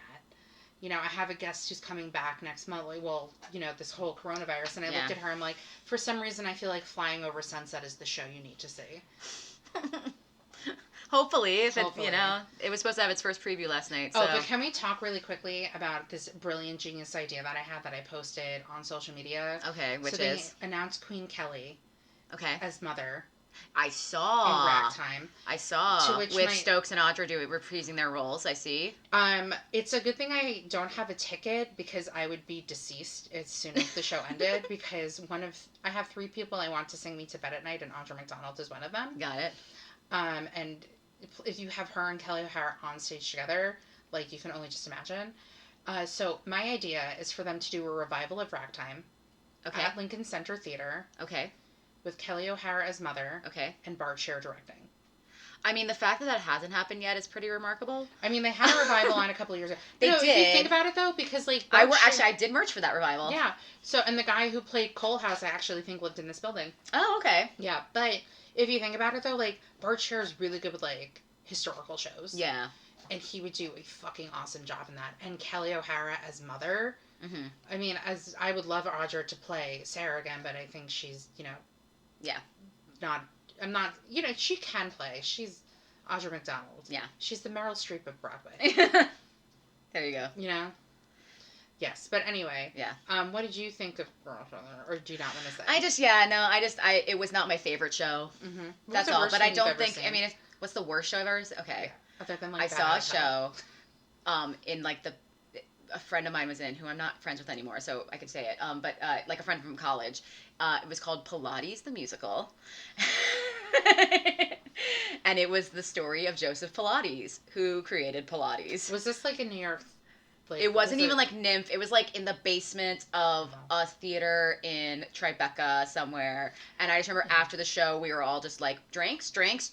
Like, you know, like, we gotta go. We gotta get out of here as quickly as possible. I remember they did a NYMF show at Pace when I was there, and I worked at the theater, so I got to see it for free. And it was like, what happened to the bad guy after the Karate Kid ended. There's a show like that on YouTube now. Yeah. Like YouTube Premium or whatever. Yeah. No, but it was like a musical comedy about it. Oh my God. And I was like, I'm kind of here for this. Like, it was really fun. That's fun. A lot of times that's the thing. Like, I've definitely seen shows where it's like, oh, I don't know what this is about. Let me just go into it and see what happened. And it's sometimes like one of the best things I've ever seen. So. Yeah. I'm usually like pretty girl from open. The North Country. I'm usually pretty open-minded to stuff, but well, getting back to your theater, so you ended up getting a job at the Friedman. So yeah, I got a job at the Friedman, and that was my first job in the union. So, well, not actually, technically not. I'd done a couple of weeks at the auto show at the Javits Center, which was my first job in the union. But getting a job there though meant I got to like be there, and I got to become an apprentice, and with I'm part of Local 751, which is under the IATSE umbrella, and I got to be an apprentice. Is what? The International Alliance of Theatrical Stage Employees and Moving Motion Picture Artists. Oh my God, I like had to take a breath for you. Wow. So they represent basically anyone who works behind the scenes, basically anyone who works front of house, and then also people in in movies and television and trade shows and stuff Yeah. like that. So yeah. So you worked at so how does it work? Because I know like one other like box office person, and I know you, and you sometimes go from different theater to theater. Yeah, it so, depends like, how on does what that work? it depends on what gig you have. Like so when I was at the Friedman, like that was where I worked. When our theaters are dark, we can always put ourselves on what is known as the list. You call the union office and say like, "Hey, I need employment, put my name on the list." And then when other theaters are looking for someone to fill in for vacation, or they need an extra person because they're so busy, they'll get the list from the union office and call who's available to see if they can come in and work. So that's why you can like bounce around from theater to theater. Now each theater has its own kind of like things. I've never worked for a Niederlander House, I've never worked for Jujamson House, but I've worked for the Schuberts for years, and I've worked at independent houses, like back when the Hayes was still independent before Second Stage owned it. I worked at the Friedman, so I worked for MTC. And so you end up getting, and then once you're there a while, you get to know people, and people will want to hire you. So sometimes, like, I've been unemployed and so not pretty much done don't that. be an asshole to people. Literally, I tell people, like, 80% of my job is don't be a dick. Yeah. And the other 20%, like, you can teach someone. Because it's a lot of personal interaction, and then the rest of it is, like, math, but, like, math that you can easily do, that, like, computers do, and, like, know how to use Excel. I will say, though, I have experience of not very nice box office people in my time. And I think that happens in every kind of customer service job, is that there's not always nice people in those kind of positions. Yeah. And it depends. I mean, yeah, like you said, you can't let, someone's bad mood affect you, but like sometimes it does. And like sometimes. Well, no, I went up to a box office and I'm like, hi. And they're like, hi. I'm like, oh, you're in a great fucking movie. Yeah. And sometimes you don't know what happened before you walked up there, so that's like, which I hate to say that. I hate to like defend like rude behavior. Well, no, because you work in a box office, and so, but like I know that like you could have found out something atrocious like 2 seconds ago, like, and then you still have to put a face on to the public. So I will say though, like sometimes I got way too comfortable with my guests because I had these like people who I've been helping like for 3 days in a row. Yeah. And I'm like, I'm sorry, I was just battling with Verizon for like 2 hours. Yeah. And then the next day they came back and they're like, how is it with Verizon? I'm like, oh, it's better. Yeah. Yeah, I see. Well, I've worked at subscriber houses before, so occasionally I'll see the same subscribers over and over again, and that's always an interesting thing. Yeah, I've had that with like Inside the Actors Studio. There are these I just remember calling them the Flynn ladies because I think their last name was Flynn. And like there was one year where they just like got me Christmas presents. Oh wow. And they only got like certain people gifts. Mm-hmm. They got me these really frightening looking clown like cocktail mixers. Oh, okay. And they were at my mom's house, and they got me like 2 like flat glass Christmas ornaments that are like at my mom's house. Okay, nice. I'm like, I'm Jewish. Tree. Well, I mean, my stepdad isn't. But well, anyway. I was gonna say, like, how, like, do you guys celebrate Christmas or no? Yeah, we do, but it's just we like eat food and like open gifts. Like my stepdad isn't Jewish, so yeah. We don't go to like church or pray or anything. Most people don't. Yeah, I say I'm Jewish. Like I'll celebrate Passover. I won't have bread, but well, because Seders are super fun. Are they though? It depends on who you're having a Seder with. Yeah. And it depends on what is it called, a Haggadah? Is that what it's called? What kind you have? I've definitely been on one where they had a drag queen Haggadah, and it was very lovely. That would be fabulous. But like I also I'm not the best reader, and I always get nervous when I have to read out loud. Fair enough. So my family, and I'm also like I'm not book smart, and I grew up with a disability, and they never categorized what it was. So sometimes it's hard for me to like read like certain words out loud. Yeah.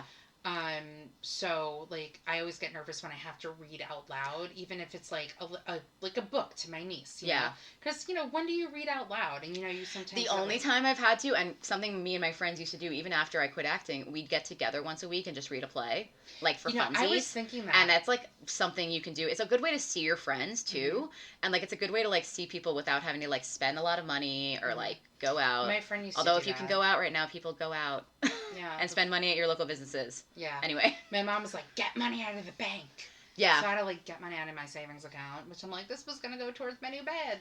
Yeah. No, there's a couple. I mean, I was supposed to pay off my mortgage this month. I don't think that's happening. Yeah, you bought an apartment where you can see the Empire State Building. I did, yes. Is it a 1-bedroom? It's a 1-bedroom. Nice. I was on a list for 10 years to get it. Wow. Is it affordable housing? It's affordable housing. Good on you. I applied, and I had like 2 interviews. But I was, my mom got on the list, and then for like a 2-bedroom, and then my her name came up, and she was like, I can't move right now. And it like happened like right when like both my mom's parents passed away, and it was like, all right, we gotta do this. Both my parents' moms passed away is what I meant to say. And they're like, we can't do this. We're like, but hey, can we put our daughter on the list? They're like, she has to go to the bottom of the list. They're like, okay. And then like 5 years later, they were like, hey, come check out these apartments. And I was like, all right, cool. And I checked and I was like, cool, I'll take this one. They're like, great, bring us all this money in 15 days and you can close. And I was like, okay. Well, you know what what I kind of hope, is that I'm sure like everyone is suffering. Like my dad, I'm not saying what my dad told me, but hopefully they'll be like understanding, like, I'm out of work, or this is happening, or that is happening. Yeah, I worry about that too, for sure. I mean, that's been the top of my mind. I guess it's coronavirus talk time now. Yeah, I guess we have to. So, it was announced yesterday that the Broadway is closing down for a month. Yeah. Till April 12th. I had 3 shows and a concert lined up. And I called one of them. So one of them I bought through Second Stage. Okay. Another was Audience Rewards. Oh, that's rough. And another one was Company. Okay, yeah. So I had a friend over yesterday, and she and I were talking about it, and I'll get to like what she and I talked about. And so I was like, let's see how long it's gonna take for Telechurch to pick up. A few hours, probably. Well, it was almost a 30-minute wait, and we were also talking while I was on hold, and I'm like, you know what, like, it's not that big of a deal. I can always call back tomorrow. Like, there have been times, I know that I can always, like, exchange my ticket for a different day in cases like this, that I'm not, honestly, I wasn't really that worried about it, because I still want to see the show, so it's not like I must be refunded. So I ended up talking to somebody from Telecharge, and you can just tell that she was, like, super stressed and overwhelmed by the day. Yeah. And I said to her, and I was asking her questions, and I was like, oh, and she's like, what? I'm like, oh, I'm sorry, one thing at a time. And I was like, listen, I'm good. We could take our time. Like, I just want to see, like, when I can see Company. And so I was like, what about this day? Oh, well, they have, like, this row back here. It's like, what about this ticket? So anyway, I'm sitting in the same row, but like 2 seats over than when I originally was. Fantastic. And I'm going at like the end of May, and she's like, right. She was even excited for me. Because it was probably like the one good thing that happened to her yesterday. Yeah. I can almost guarantee it. And she's like, you picked wonderfully, because she's like, I have side orchestra, but it's seat 10. And I'm like, can we look at a different day? And then she was like, I was like, well, what about Audience Rewards? Because, like, that's also kind of a part of Telechurch. Exactly. It is, sure. Yeah. No, it is. And so she's like, I had to transfer you. So then she transferred me to this person. She said, you have to call Audience Rewards directly. And I said, okay. I spoke to Audience Rewards, and I said, hey, I purchased a ticket for the first night of previews for How I Learned to Drive. And I did it through Audience Rewards, and I just want to know if I can maybe, like, do it. And she's like, you're going to be refunded. And that's what they also told me on, like, Telecharge. Yeah. I'm like, but if I want to use this, they're like, she's like, honestly, we've never, like, been through this before, so we're kind of figuring it out. I'm like, okay. I'm like, do you know how long it's going to take for it to go back? And she goes, probably be a week. But again, I'm like, you know what? It's totally fine. Don't worry. Like, you said I'm going to get refunded. Yeah. No big deal. So then today, or was it, I think I called Second Stage today. Okay. Or, no, I called them yesterday, and it took them a little bit of time to call me back. Mm-hmm. And then I said, I have tickets for Take Me Out. I still want to see the show. What about this day? And I'm sitting like 2 rows back, I think, from where I was. But I'm still in the That's center. The smallest theater on Broadway. Well, I mean, you want to be close because they're naked.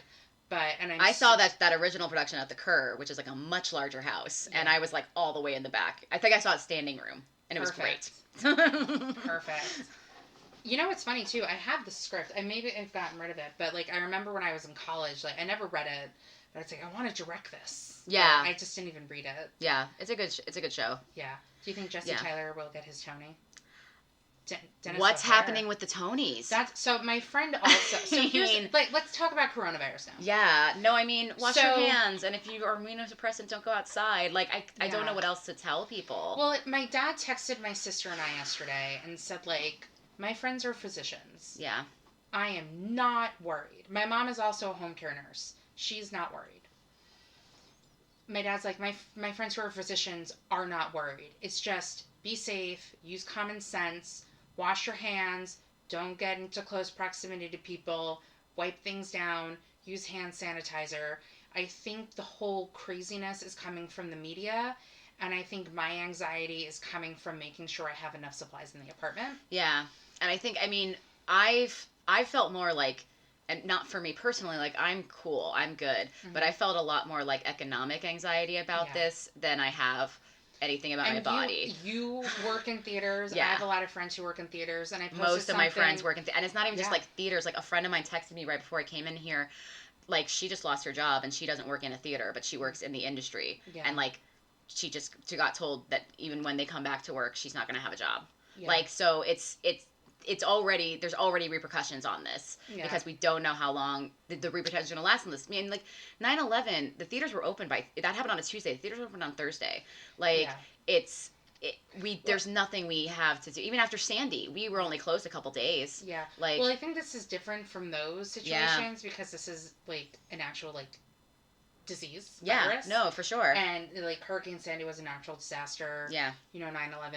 Yeah, most of us, I mean, I can only speak for like IATSE, but we have things in our contracts about an act of God and what that means for how we get paid. But like, even this is unprecedented for what, I mean, that little clause in the contract, I think during the next negotiations is going to get very tied up to like specifics.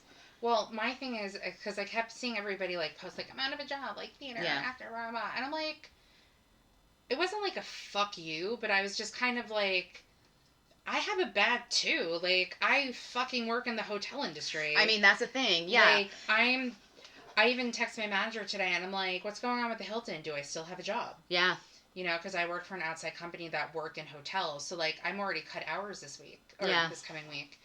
You know, and the desk that I work at is literally just theater and sightseeing sales. I'm not even technically concierge.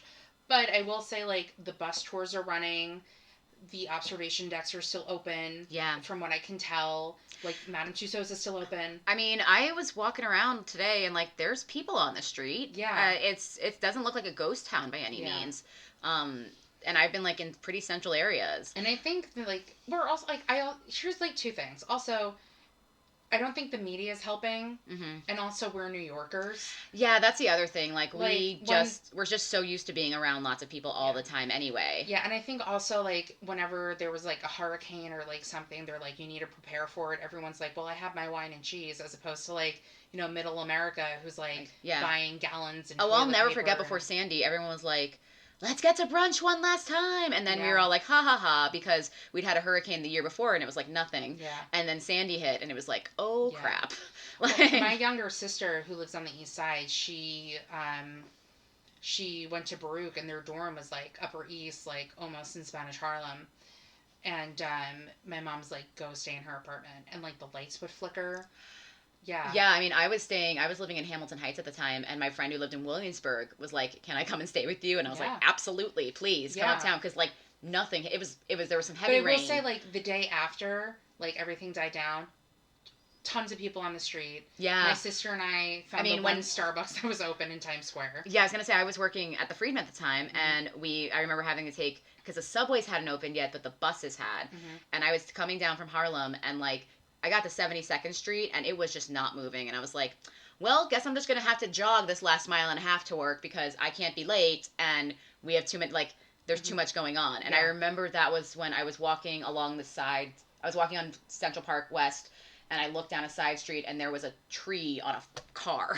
Oh. And I was like, well, I guess this did affect some people. Yeah. Good to know. I've just been watching a Harry Potter marathon, but okay. Like, I remember a couple of years ago, I was walking through Central Park, and it was snowing, and I was listening to Hair, and in Sheep's Meadow, I saw a tree snap in half in front of me. Like, it didn't happen, like, in front of me. It was, like, behind the fence. Yeah. But it ran, like... That's like, terrifying. And I was, like, looking around to see if I can tell somebody that a tree, like, broke in half. And I was like, is there somebody who works at the park that I can tell this to? And I didn't see anybody. I'd, like, run over to Tavern on the Green and be like, can you guys call someone? I'm like, a tree just snapped in half, you guys. What are we doing? I was like... No. Yeah. But anyway, I mean, the corona of it all, that's the thing. I just finished reading this book. Have you ever read Razzle Dazzle by Michael Riedel? No. Oh my god. I'm not a big... Unless it's like an adult porn novel, I don't read it. And I say that because I'm super single. Okay. It's a fascinating history of Broadway. And if you're really into like the history of like how Broadway works, like maybe not like how shows work, but like how the actual like institution of Broadway, it's a really good book. But there's a quote in it, and it's maybe, I don't know, it's probably like 4 or 5 years old at this point, but 10% of all jobs in New York City are based out of Times Square. And the heart of Times Square is Broadway. Yeah. And this means that like 1 in 10 people, 1 in 10 New Yorkers are affected by this. That's like, and we're the largest city in the country. Also, like, I mean, this, I don't mean to like, do a doomsday scenario, but like this is going to have ramifications forever. I also do worry about my friends who are like on immunosuppressants, and like my friend's dad just finished chemo. Like those are people I worry about possibly getting this. But like the rest of us, like use your common sense. Well, I took my Facebook status down because somebody texted me and they were like, that's status, like those statuses you put up, and they're giving me like a long list of like, you shouldn't be so, like pretty much saying like you shouldn't be so self-involved when all of these other things are happening. Mm-hmm. And I was like, yeah, I realize that, but I'm also looking to see what my friends are posting, and this is my woe is me post. Yeah. I mean, I took it down out of respect for whomever texted me, but I still left up the fact that I'm still very upset that Keen canceled their North American leg of their tour. Yeah. And I know that's, like, very selfish, but I have waited for them to come back to New York for 6 years. Yeah. On tour, and they did, like, a little tour thing when they, like, first, like, came out, and I didn't get a ticket in time. And I'm like, they have to come around, and they did. Yeah. So, but it's just, a lot of things are closing because of the coronavirus, but so that also leads into, is this something going to come back? Is this thing going to close? Is this thing ever going to happen? Is it going to come back in the fall? And what's going to happen to the Tonys? Yeah. What's going to happen to, like, the Tony voting? I mean, it's already, like, I was supposed to run a 5K at the end of April, and that got pushed back to September. I just got an email about it today, and that's at the Bronx Zoo. And it's, like, that's past the time where we're supposed to, like, start opening things up again. Yeah. So I just don't know what this next month is going to be. I'm kind of hoping that by, like, May, June, when it starts to become the busy season in New York, it gets better. I'd hope so, too, but we're in spring break right now. And we're going to lose all this money in spring break. Yeah. Which, I hate to be the downer of the situation, but it's just the reality. My cousin works in hotels, and she's, like, freaking out entirely, like, about if she's going to have a job in a few weeks. Like, I'm kind of and that's kind of, anyone who's in a service industry or works somewhere related to Times Square is probably freaking out right now if they're going to be able to pay rent or have a job. Yeah. Because I'm like getting stressed just talking about it. I know, we don't have to talk about it. It's on the forefront of our minds. Well, no, that's like the whole point of this, to have you on too, is because you work in the box office. So like with coronavirus and the box office. So yeah, for example, I mean, that's the thing is like, I handle cash all day, every day, which is the dirtiest thing you can touch, people. Just remember that. Cash and your cell phones. Clean your cell phones. You should always be cleaning your cell phones. Anyway, we already have Purell in the box office. We wash our hands several times a day. Have I upped it a little more than I normally do? Yeah, probably. But like, I mean, that's all I can do. A lot of people started getting gloves in the last week or so and working with gloves. Maybe that'll stick around. I don't know. Yeah, if you want some, I have. Yeah. But we've got that. I mean, one of my coworkers, he's just really nervous about catching it because he spent a lot of time with his dad, who's in his 90s. So he has voluntarily been like, I'm out. I'm not gonna come in till we get a clear for this. Like, great, good to know. Like, yeah. So some people are able to do that. Mm-hmm. Some people can't, and it's just what we're gonna do. I mean, people are gonna come back to New York again. It's New York. Yeah. It's just a matter of when that's going to be and how long it's going to take for all this to keep going. If you're not in New York and you can come to New York, come to New York. Yeah. Like, well, there's still stuff to do here. Like, and I said this to you before we started the podcast. Yeah. And, if you look, because I think the mass panic is obviously us with our jobs. Yeah. For me, that's like the forefront. Mm-hmm. I don't think the media is helping. Well, there's also just social media is not helping either, because there have been so many rumors. Like all day yesterday, before Governor Cuomo even said anything, I had been hearing rumors from my other friends working at other theaters of like what's going on and what's happening. You want to hear something really weird? My friend who actually works at Circle in the Square. Yeah. So he and I are actually seeing How I Learned to Drive together. Because we made a deal a couple of years ago where I was like, hey, if you get me a ticket to the show that's at Circle in the Square, I will get us a ticket to something. Mm-hmm. So he did that for me for The River, Oklahoma, and hopefully for American Buffalo. And so he texted me yesterday. He's like, yeah, so Broadway shows, like, do you think they're going to close? And I was like, I don't know. Yeah. And then cut to, like, they announced, like, hey, they're closing. And Yeah. he was the one who texted me that the Metropolitan Museum is closing. Yeah. Yeah. I mean, I found out that the Met Opera was closing pretty early. They put that on their website pretty early on. I read something, too, where they're going to, like, live stream stuff. I think that, yeah, they might do that. And there's also some museums that are going to allow doing virtual tours. Which is awesome. Yeah. I think that's cool that, like, there's still those options available to you. And I hope that they can still, like, make I'm just money going to and say stuff. this about me and the coronavirus. Yeah. I spend a majority of the time of my days off in my apartment anyway, not going out. Yeah. So it really doesn't bother me. Yeah. That way. Yeah. My only problem is not making money if something were to happen. I mean, that's the thing is that, like, I have a lot of friends who are working from home. Yeah. Great. I'm so glad you guys can work from home and have this happen. Yeah. A lot of us can't do our jobs at home. You know how many people, people I know, they're like, oh, well, is there a way you can do your job where, like, remotely, you can do it at home, you can answer emails? I'm like, that's not how my job works. Yeah. I have to see people every day. Mm-hmm. And theater is, as I said earlier, like, theater is a gathering of humans experiencing whatever this is that we're seeing. Yeah. Like, so if you can't gather together, you know. I sell Broadway, I sell theater tickets for a living. Yeah. I'm literally a salesperson. That's my job, really. And I sell, like, bus tours and attraction tickets and all that stuff. And when you have a large majority of that stuff not open, you know, and people are like, I don't want to do a bus tour. Yeah. What are you going to do? Exactly. You know?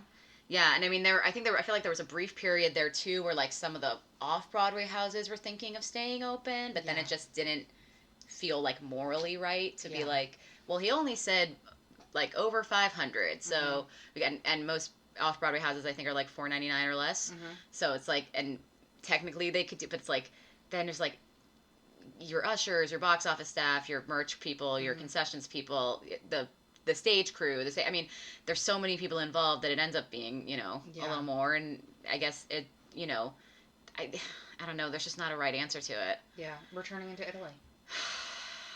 But it's, I mean, I also, though, would rather us overreact than underreact. For sure. And so I just hope that this all feels like an overreaction and nothing happens. Well, it's definitely going to get, I think we're beginning to get into, or we kind of are in the worst part of it, and then it can only get better.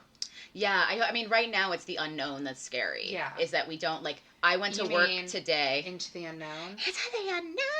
Yeah. I will admit I didn't get to see the movie, but she did such a wonderful job on the Oscars, Idina Menzel. I didn't see it. She did a very good job vocally. I was a little worried. Good. As everybody else was. Yeah. How's Katrina Lenk vocally? How is Katrina Lenk singing in Company?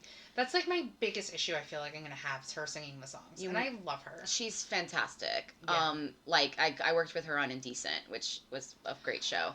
We'll get into my Indecent. Okay. Because, like, we'll get there. Okay. And it's not a bad thing. Okay, good. I hope not. Yeah, no, it's Indecent's playing in London right now, and I texted my friend, like, being like, "Hey, I worked on the show in New York. You should go see it. It's about lesbians making out in the rain. You'll love it." Like, that's not what it's about, but it's like a part of it. You know what I find really funny? So, like, Elizabeth A. Davis, who played Reza in Once, like, Tony nominated. Yeah. Katrina Lenk took over for her. Katrina Lenk is now a Tony winner. Yeah. And she did Indecent on Broadway, and Elizabeth A. Davis played that role, like, somewhere else. And there you go. They're doing this. So Elizabeth A. Davis is going to take over for Bobby, is what you're saying. Sure. One of these days. Well, no, Elizabeth A. Davis, I've seen her in, like, 2 episodes of SVU, so... Oh, good for her. Yeah. Yeah. No, I liked Company. It was good. I love that show so dearly. So I had, like, it's just a weird show to modernize because it's so of its time that, like, when you do that, it kind of gets a little convoluted, and I didn't know if that always succeeded, but I enjoyed the performers. How was your feelings on Madame Lepone? I mean,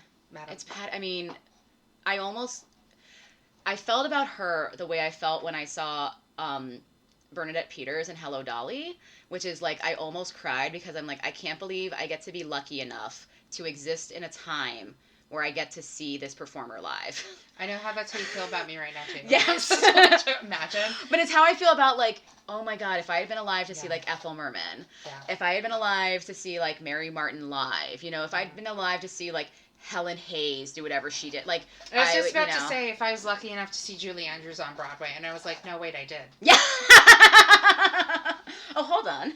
Yeah, I have a lot of, I mean, you probably saw her in Victor Victoria, right? I didn't, actually. I didn't see that, yeah. I did. We had, I mean, it was one of those things when I was growing up, because my parents worked in theater, we didn't have a lot of money. Yeah. And so we, like, couldn't really see stuff.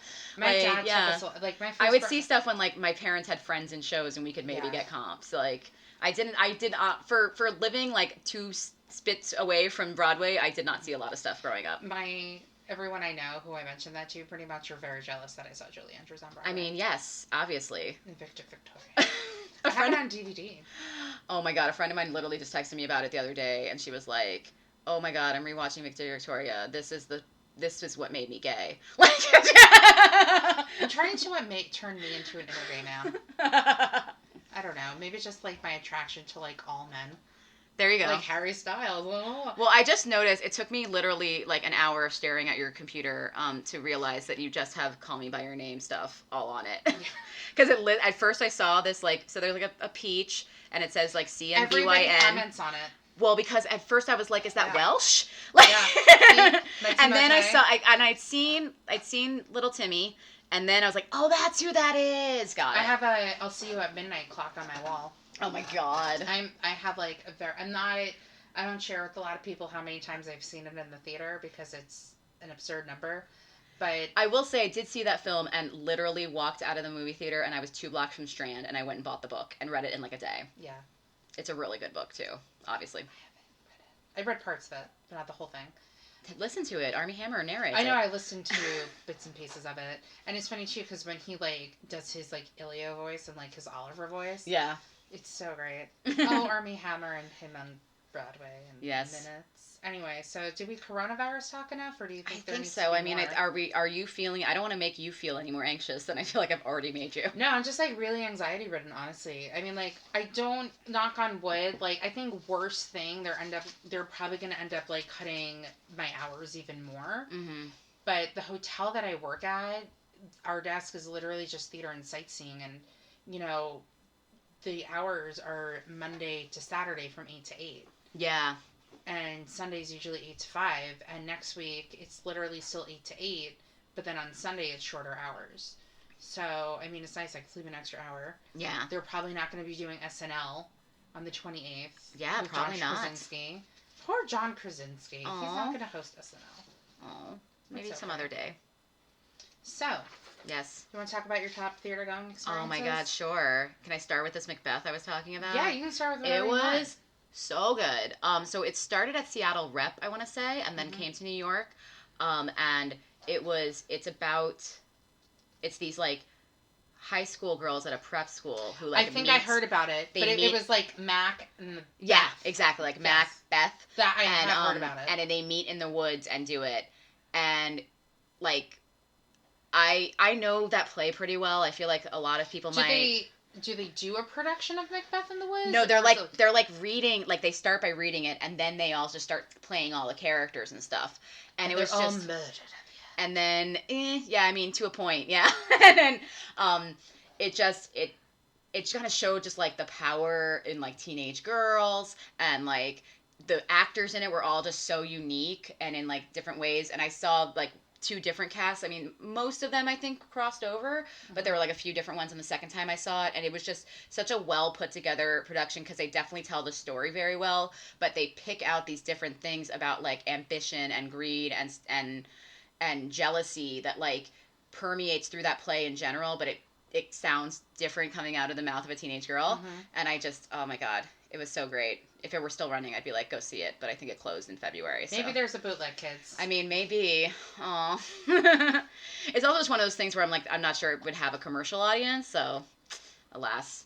Let me think. What else did I... Oh, yeah. Another thing I wanted to say was I saw the show at New York Theater Workshop called Once. No, I'm kidding. It was Once. But I did love Once. I saw it 3 times there. And I say it like every time I talk about Once, and I mention it like, I feel like every single podcast.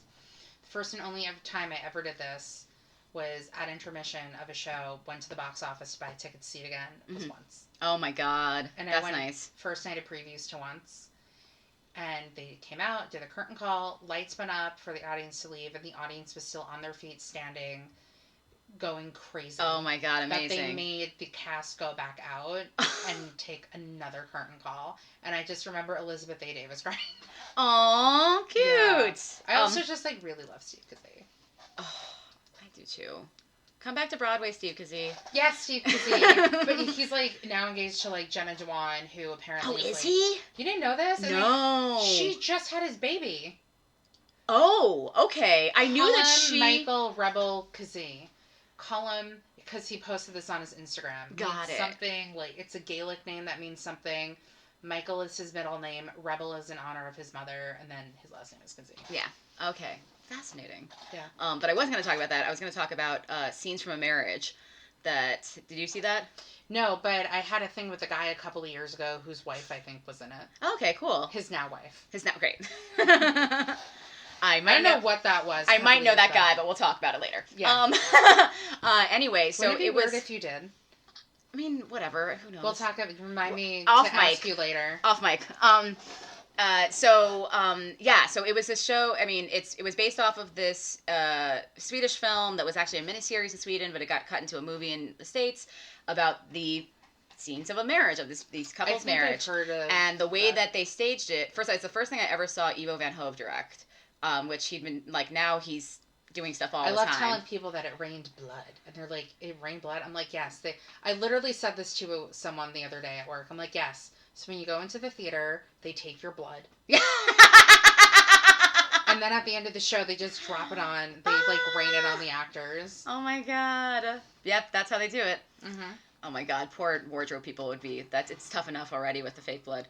But I sat on stage for that production. It was really good. Oh, did you? Mm-hmm. Oh, nice. That was a very good production. Yeah. Oh, also, we're talking about View from the Bridge with the fake sorry. blood. Sorry.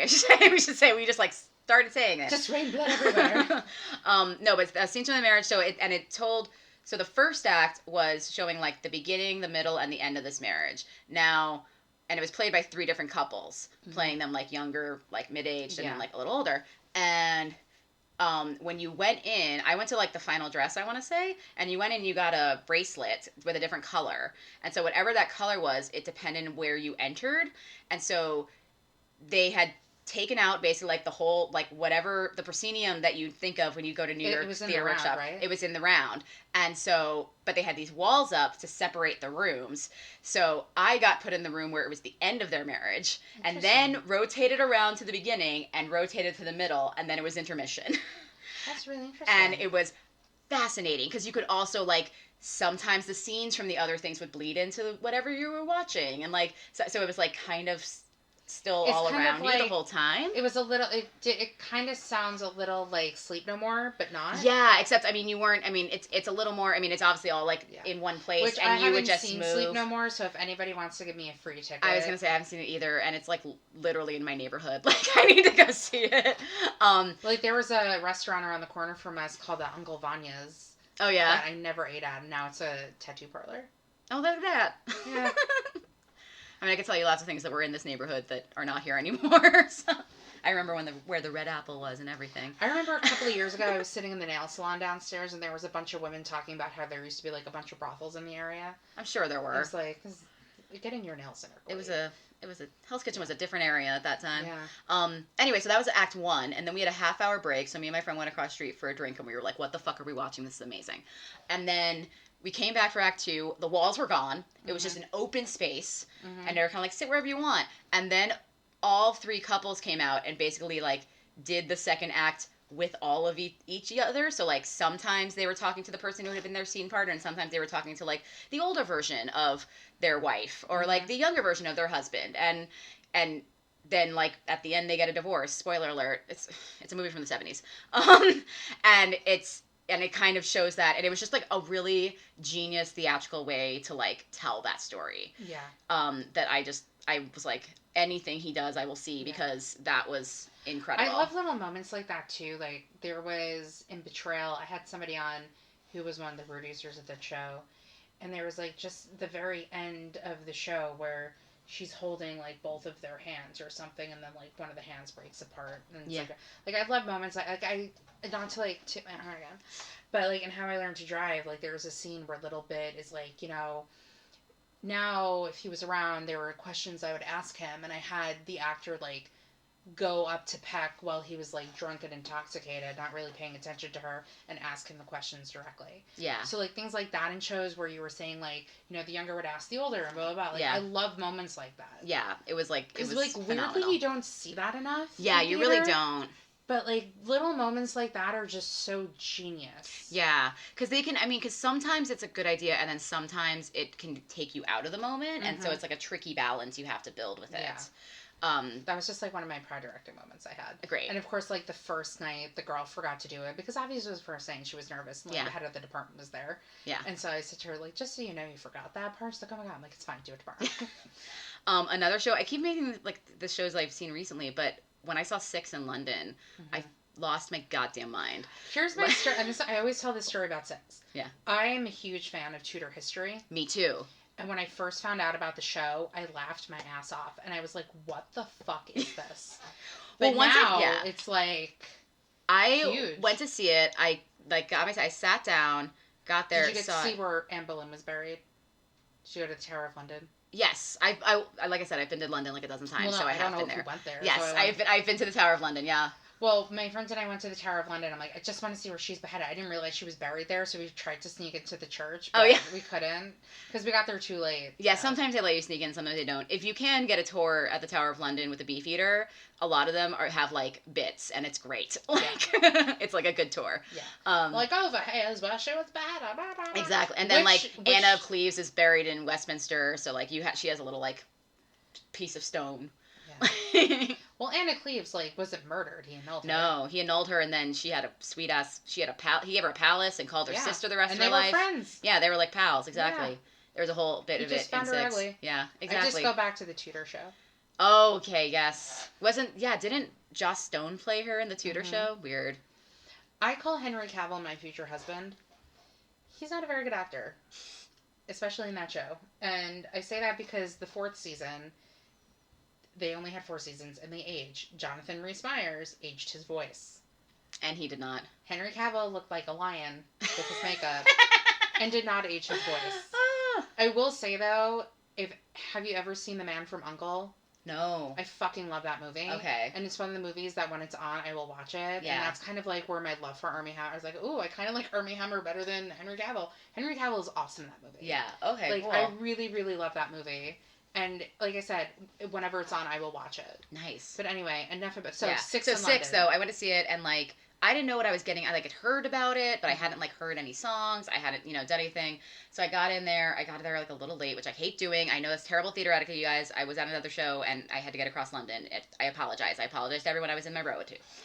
But got there, sat down, and they start doing the show, and it's a rock concert. And so somebody told me it's like a historical Spice Girls concert. Yes. Yeah. That's a very good way to put it. Mm-hmm. And it's like very tongue in cheek, but also like there's like lessons, and each song is like a different kind of style. And there were like literally when the show was over, I walked out, and because I was late, I hadn't gotten a program before, so I waited in line to get a program and just downloaded the album on my phone like immediately before I even left the theater, because I was like, well, I'm gonna listen to this nonstop forever and ever. Like, yeah. I haven't heard anything. I mean, I heard maybe like this is something, but I don't really like listening to shows until I see them. I'm very similar in that way. And that's why, like, I mean, I know a lot of Hamilton things because it's like in the zeitgeist of the world, but I haven't listened to Hamilton. And a lot of people are like, you should listen to it so when you see the show, you know what they're saying. Nope. I saw it before there was ever a recording. I saw it in previews at the Public. Yeah. That show, another great show I saw, like, where I remember at intermission, I was like, well, this is canon. This is going to change the world. Like, cool, great. Like, this is what we're doing now. Yeah. And you can understand everyone. Yeah, I don't like listening to things until I see them. I mean, I don't mind, like, having seen a show and then downloading the cast recording and then listening to it and going back. Yeah, I think that was the first show where I ever, like, downloaded it in the lobby. I had a guest a few weeks ago see Hadestown. I don't think he got the ticket with me. He got it with someone. And then I saw him the next day. I'm like, how was Hades Town? He's like, oh my God, it was incredible. And then he walked away and he came back. He's like, oh wait, I didn't show you. And he showed me how he downloaded the cast recording onto his iPhone. Oh my God, amazing. Yeah. Amazing. So, other than 6. Oh my God, what did I say? I saw 6. I said, well, I saw 6. Of course I saw 6. You said 6 Macbeth and Scenes from a Marriage. Oh my God, I'm trying to think. There's no limit, but like... Yeah, I know. I mean those are probably like my top 3. I mean, there's definitely ones where I can like, oh yeah, I remember that. Like, when I saw August Osage County, like, I fucking died because I was like, what do you mean it's over? I could be here forever and watch this show. That's this really depressing show that has these like moments of like literally laugh out loud comedy to it. Yeah. And you're like, why is this so great? Yeah. Yeah. I mean, I have shows like that, but those are probably like my top 3. Yeah. I'd say. And funny I didn't mention anything I've seen on Broadway. Everybody has different things. Like, yeah. I mean, it's funny because when I keep talking about it, I'm like, oh yeah, this one and that one, and I'll repeat myself. Like, for some reason, The Ferryman just pops into my head. That was another show I saw where I was like, a baby. There's a baby on stage. I think it would actually be, I casted the movie. Okay, great. I only casted the lead, though, and I think Michael Fassbender would be... Thank you. That would be good. And he's Irish. Yeah. I would love to play... What's her face? Oh, not Mary. Caitlin. Yeah, I would love to play Caitlin Carney. I'm already working on my Irish accent. Great. Well, you got to make sure it's that northern accent. Mr. Muldoon. I'm really happy you're here. Is there something I've been wanting to say to you? I try. I'm really good at Australian. Okay. Because of oh my God, I can't believe I haven't mentioned that. What? So I was in Australia last year, and me and my friend saw the first preview in Melbourne of Muriel's Wedding, the musical. Oh my God, okay. Because I think I am Muriel, so can you please explain how I can play that part? My God, I don't know. I read somewhere that they had an industry reading of it a couple weeks ago here. I don't know who played who. I also don't think it'll do very well in New York because I don't think anybody knows it that well. They should. But Priscilla, Queen of the Desert was like a huge hit. Yeah, but granted, that was a jukebox musical. And that was also Drag Queens. And Bette Midler produced it, and I remember that was a hilarious thing that people would come to the show, because I worked merch for it, and be like, Bette Midler's not in the show today? And we're like, she's never in the show, she's a producer. And they were like, they would get furious and want their money back. Yeah. I mean, I'm just waiting for the Bridget Jones's musical so I can play Bridget Jones. The fact that hasn't happened yet. Also, that's a movie that I'm like, it's a Christmas film and we need to recognize it as such, because everyone's up here doing Love Actually, and I'm like, I get it. I love that movie too, but like, Bridget Jones is a Christmas film. Bridget Jones is one of those movies that I will just quote whenever it's on. And you know how a couple of years ago they had like the 3 fictional characters you would be?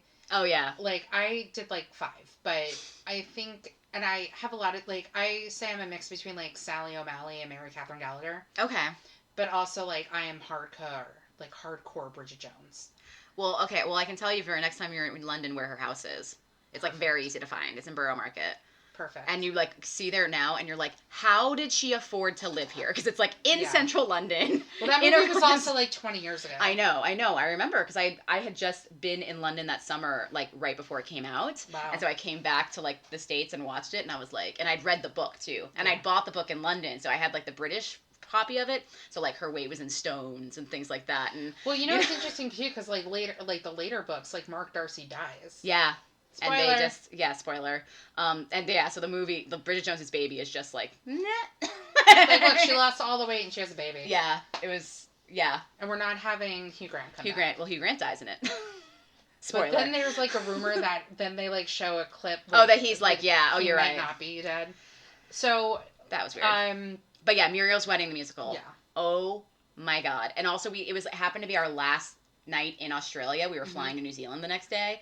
And so like, having been around Australian culture for the last 2 weeks, and we had just been hanging out with our a really dear friend of ours who lives in Sydney, and the show takes place in Sydney, and there's a song about like going to Sydney and how cool it is, and like how you'll never be alone, and like all this kind of stuff. And then I thought they did a really good job too of explaining the love story between Muriel and Rhonda, because like that's what that movie's about. Yeah. And I thought it's so good. Do it with me. You're terrible, Muriel. You're terrible, Muriel. I have a T-shirt that says that, and so when people see that, they're like, I know.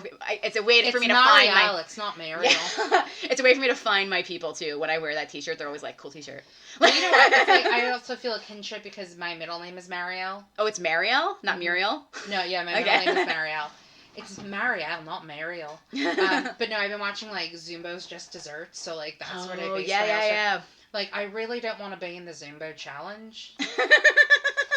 Nice. Thank you. So do you have any That's more good. things, or... We'll stop there. Yeah, why not? All right, cool. We're almost at 2 hours. Yeah. Yeah, probably we should stop then. Yeah. Do you have, like, any favorite roles that you've ever played? Yeah. I Muriel. played Muriel. Did not play Muriel, and I'm way too old to do that now. But I played the mole in Cradle of Rock, and that I really enjoyed doing. The mole? The mole. She's the prostitute. If you ever see the acting company's version of it that they filmed, Patti LuPone played that part. My senior year of college, they did that production. Oh, yeah? And a lot of people thought I was going to get cast in that role, and I did not, which led me to have more time to direct How I Learned to Drive. Well, there you go. And the person knew I wanted that part, too. Oh, man. So I got it mainly because... You're a prostitute. Because I'm a whore. Whore. No, what had happened was, it was after my freshman year at Emerson, and, like, my freshman year at Emerson was really rough. I, like, did not get cast in anything. A lot of people I didn't, knew did, and so I came back, like, sophomore year being like, I am going to do shows. That's what I'm doing. And so I ended up, like, auditioning for everything. I knew more people now. The freshmen really liked me, and the freshmen were, like, much more ambitious than my year was. So it was like, oh, and you're older. You're a sophomore. We'll cast you and stuff. Cool. But also I found out that the Harvard Radcliffe Drama Club had open auditions. And so I was in Boston, they were in Cambridge. So I went over to there to audition for their stuff. Mm-hmm. And they have, like, ranked choice casting. So they always put, like, their top 3 choices of who they want in their shows. And then you initial next to it if you accept it. And the 2 girls who they chose above me got other parts in other shows. Like, one of them got cast as, like, Sally Bowles in Cabaret. And another one got cast in, like, some kind of role that's, like that. And so I was like, great, I'll do this show. Mm-hmm. And it was, like, super fun. And if you've ever been to the Loeb Drama Center to see something there, like, if you went to see Waitress out of town or Jagged Little Pill or something, I did the show in the little experimental theater. It's, like, right around the corner from that main theater. I'm going home now, call it a night. Yes. Or night. I don't know. Going up to my room. I even, like, downloaded the cast recording so I can be like, I'm playing Mall. Oh, nice. Yeah, I feel like I was going to ask you something about college. I don't remember now. Yeah. Oh, well. Anyway, yeah. Do you have any dream roles? I mean, if I still acted, I'd probably say Beatrice in Much Ado About Nothing. Do you think you would want to go back to acting? Maybe. I don't know. It depends. Like, it's so funny because my parents are retired now, and, like, one of the first things they did was start doing theater again.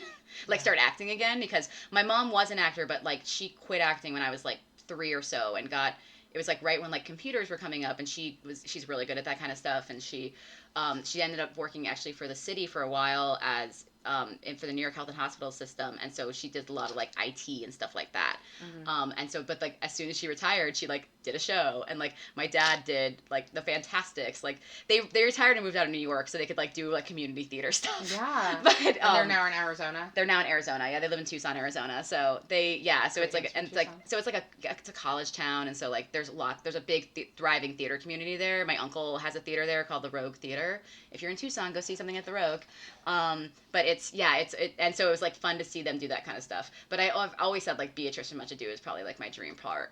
I really like that show. Yeah. Maybe one day. Maybe one day. Like, where do you see yourself in the future? Like, you said you don't know if you would act anymore. Like, would you continue to do box office? Do you want to try doing something different? Yeah, like, I don't know. How would you let out? Because I'm sure, you have a BFA, and us creative minds need some sort of outlet to, like, where for sure. I've been doing a lot more writing recently, which is helpful, and I'm just, like, waiting. I'm just going to put it out there. I do have a BFA in acting, and I will totally be down to do anything for you. Great, fantastic. And I have always said that to people, and nothing has ever happened, but no, seriously, like, throughout college, I always said to people, like, hey, I'm available. Yeah. if you want me to do something, yeah, I mean, I'm as soon as I like available. actually finish something that I feel like I can take it when I get critiqued for it, I will let people read it. Yeah. But until that point, I will not. I wrote for a blog for a few years, and that was really fun. But that was more like short form stuff. So now you're hand sanitizing. Yeah, I get it. You're welcome. Yeah, but yeah, no. So I write a lot more. I'm always like there to be involved in stuff if I can be, as it were. Like I'm like a team player and stuff. Like I'm helping some friends of mine. We worked on a show at the Fringe a couple of years ago, the New York Fringe, and we're trying to change. We're trying to make it into a podcast actually, and like one of them's like the writer and one of them's the director, and I'm kind of like, I guess like the dramaturg of it, or like the kind of like creative producer of it, because I'm there to like give notes and like come up with ideas with them. So I do that kind of stuff still pretty often because people respect my opinion. So I guess for now they do. So yeah, I always try and find some kind of creative way to get into stuff if I can. Yeah. Yeah. Like what? I mean, we already talked about like what led you to where you are today. Yeah, that's kind of what I mean. I kind of told the whole story. But yeah, once I got into the union, it was kind of like, well, I'm never leaving this. This job is great. I have a pension. I have like health insurance. I make nice money, and I get to see shows a lot. You know. Now we have 3 more steps of the podcast. Okay, go before we end. So getting back to review it. Yeah. I already gave my review on something. Yeah. Is there anything you want to review, like a TV show or a show you just watched? Oh my god, alright, TV show. Are we talking about Love is Blind? Because I have not watched it. I have not watched it either, and I have no desire to. Every time someone mentions it, I always just send them the article from The Guardian that's like, Love is Blind begs the question, are straight people okay? Oh my god, somebody posted this video of, like, British people watching Love is Blind. And, like, one of the British guys just turns to somebody and said, Americans are crazy, or, like, Americans are weird. And it was so brilliant. I will say, I did, like, binge watch Cheer. Oh, I still haven't watched that. And I think but I know, like, all about, like, making Matt. I think I'm, like, a total low-key Jerry. Okay. But, like, and it's so funny hearing people say Jerry, because Jerry's my dad's name, and, like, I feel like no one's named Jerry. My sister's name is Geraldine, but she goes by Jerry, but it's Gerri. Shout out, Jerry, if you listen to this, probably not. Like Jerry Halliwell, although she did it with 1 R, but yeah. Yeah. Jerry with 2 R's. Yeah, a TV show that, like, got me through a lot of rough times right after Trump got elected was called Please Like Me. It's an Australian show. Please Like Me. Yeah, and it's about this guy, like, and the first scene is this guy and his girlfriend sitting down, and he is just going on a tangent about the ice cream they have, and he's like, and I'm really happy to have this sundae, like, the sundae is so great, and then his girlfriend's like, I think we should break up, I think you're gay. And, like, that's, like, the start of the series. Wow. And it, like, goes into, it's the first place I ever saw Hannah Gadsby before, like, Nanette, blew her out of the water. I can do an impression of Adie Bryant doing an impression of her. Of her. Hannah Gadsby? It's like tension. There's a lot of tension. Actually, that was why I was late to 6. I was watching Hannah Gadsby doing a show at, like, the other side of London.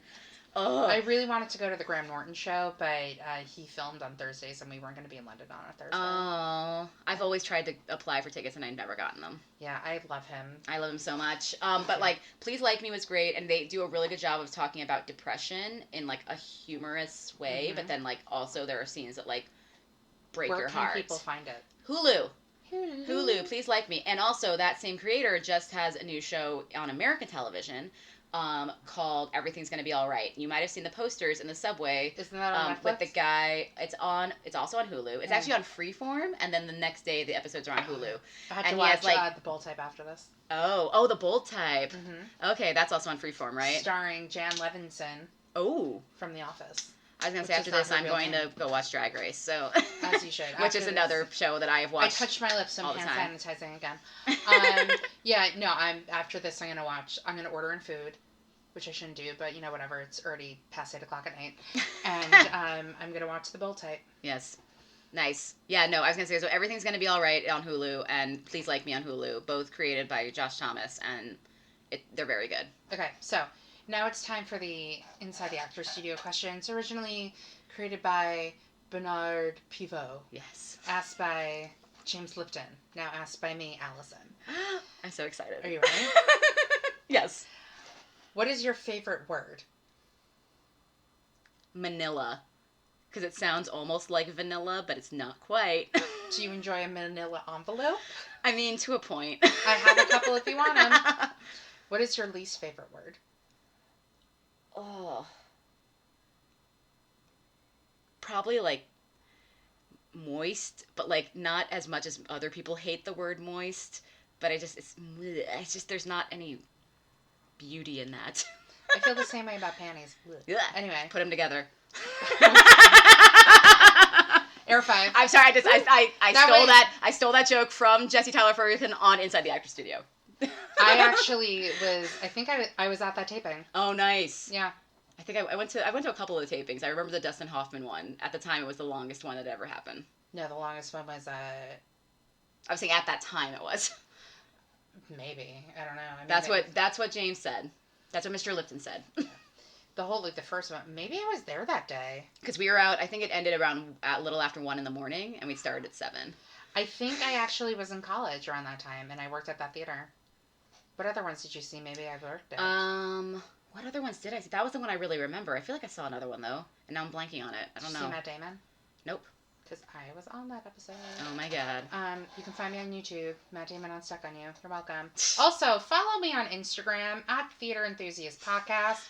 Nice. Now on Facebook. I don't know if I'm doing the Facebook page correctly, but it's also Theater Enthusiast and Other Things Podcast, but there's no parentheses around the and other things because Facebook wouldn't allow Doesn't that. allow parentheses. But the handle is also at Theater Enthusiast Podcast. Once again, if you just search it, you'll find it. Theater is spelled with an ER, not an RE.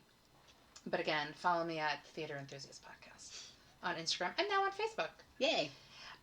What turns you on? Wit. Cool. Yeah. That's why you love me so much. Exactly. I'm just joking. What turns you off? People being rude to waiters. Specifically. Yeah. What sound or noise do you love? Other than my squeaking chair that's been happening like the entire podcast. I love the sound of rain on metal. So, like, either, like, I've, like, been in places where they have tin roofs, and then also for New York, on your air conditioner. That's, like, that's the happiest sound to me. Sophomore year of college, I lived with some girl who, like, we had an air conditioner in our bedroom, and so I had these, like, 2 bridal magazines, because one was for my friend and one was for me, and she never took it. But that was when The Wedding Singer was on Broadway, and the cast of The Wedding Singer did, like, this photo shoot in this bridal book. Mm-hmm. So then I just, like, looked out the window, and I noticed that one of the bridal magazines was on the air conditioner with, like, a Victoria's Secret bag. So this, like, fucking bitch. And she and I didn't get along. She accused me of stealing her mail, which I didn't do. So she stole your mail? No, well, she accused me of stealing, like, the mail later on. But I also didn't want to say to her face, like, I don't like you enough to, like, get you your mail. But also, like, I'm just not that type of person to, like, steal someone's mail. Like, I'm not, like, a psycho. Who is? Like, why would one do that? Yeah, like, just because we don't get along doesn't mean I'm going to steal your mail. And I said, like, yeah, you'll have mail here. And she's like, I put that there. I'm like, no, I know you put it there. I'm just explaining, like, if you have mail. Anyway, but she, like, put the magazine in this bag so the rain, you wouldn't hear the rain fall on it. Because you didn't like that sound? Yeah, and I called her out on it, what too. What kind of monster? And I was like, you took one of my magazines. And she's like, and I'm like, that's not the point that I had 2, but you also took the magazine without even asking me. Yeah. Like, you don't know why I had 2 magazines. Yeah, exactly. Oh, anyway, weird. So getting back to you. Also, I love that sound, though. That's it. Also, total side note, I Googled her, like, last year, and she worked for the Trump Organization once. What does that tell you? Anyway. Okay. So, what turns you off? Oh, God. What? Yeah. I did that already. Turned you off. Oh, sorry. What sound or noise do you hate? Yes. Snoring. Well, I do that. I like how I'm saying, like, I snore, like, we're going to sleep and say, no, we're not. I've actually woken myself up from snoring Have you before. really? Yeah. I am, like, it's one of those things, like, I'm a very, like, easygoing person. Like, I usually, like, I'm always the person on the trip. Like, there's 2 people on trips. Like, here's our, like, Google document of everything we're doing, and the other one's like, where are we going again? And I'm definitely number 2. Like, I'm just like, tell me where to be and when and how much it's going to cost. I'll see you there. Yeah. Like, and then we can do whatever. And if there's something I do want to do, I'll tell you. But, like, I'm open to other things. Mm-hmm. But the thing I am so high maintenance about is sleep. Like, I need it to be, like, completely dark. I can't have snoring. I can, like, maybe have some, like, falling rain. So you pretty much have to have, like, your own room. I mean, well, I also didn't have my own bedroom until I was like 8, so I think that's part of it, maybe. What is your favorite curse word? Fuck. I think that's everyone's. It's just so versatile. I feel like I use it a lot more now that I'm older. Like, getting off my bed, I'm like, oh, fuck. Yeah.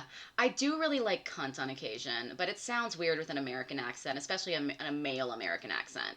But I think women can get away with it. I don't really use that word, but, Yeah. live your life. I know. What profession other than yours would you like to attempt? I'd love to be a travel writer. Like, get paid to travel and then write about it. That sounds dope. maybe you should do that. Maybe that is your future. Maybe. And you can just work in box offices around the world. What profession would you not like to do? Oh, God. Like a firefighter. I respect them so much, but that is a tough job. Now, if heaven exists, what would you like to hear God say when you arrive at the pearly gates? I waited my whole life for someone to ask me this. That's it. No kidding. We're done. Your friends are all at the bar. Go say hi. And now you're students. Well, a large reason also why I did this is because, nobody's ever asked me this, and I, always imagined, one day I'll be on Inside the Actors Studio. And then he passed away. And then he's But also, he was, 96 or something? Yeah. Holy moly. But the thing is, too, about, he retired from it. Yeah. And then they have, a different version of Actors Studio that I don't know if it's, actors interviewing other actors or, performers. So I don't know how well it worked. They filmed a couple of episodes. I don't know if they're still doing it. Oh. But so, the day he passed, I'm like... And it's funny, too, because 2 podcasts ago, I had this girl, Tara, on. And normally I play games with the guests. And I'm like, I couldn't really think of a game for Tara. Mm-hmm. And I'm like, you know what? I'm going to do the Inside the Actors Studio question. Yeah. Cut to, a few days later... he passed, and my friend messaged me, Tara messaged me about it.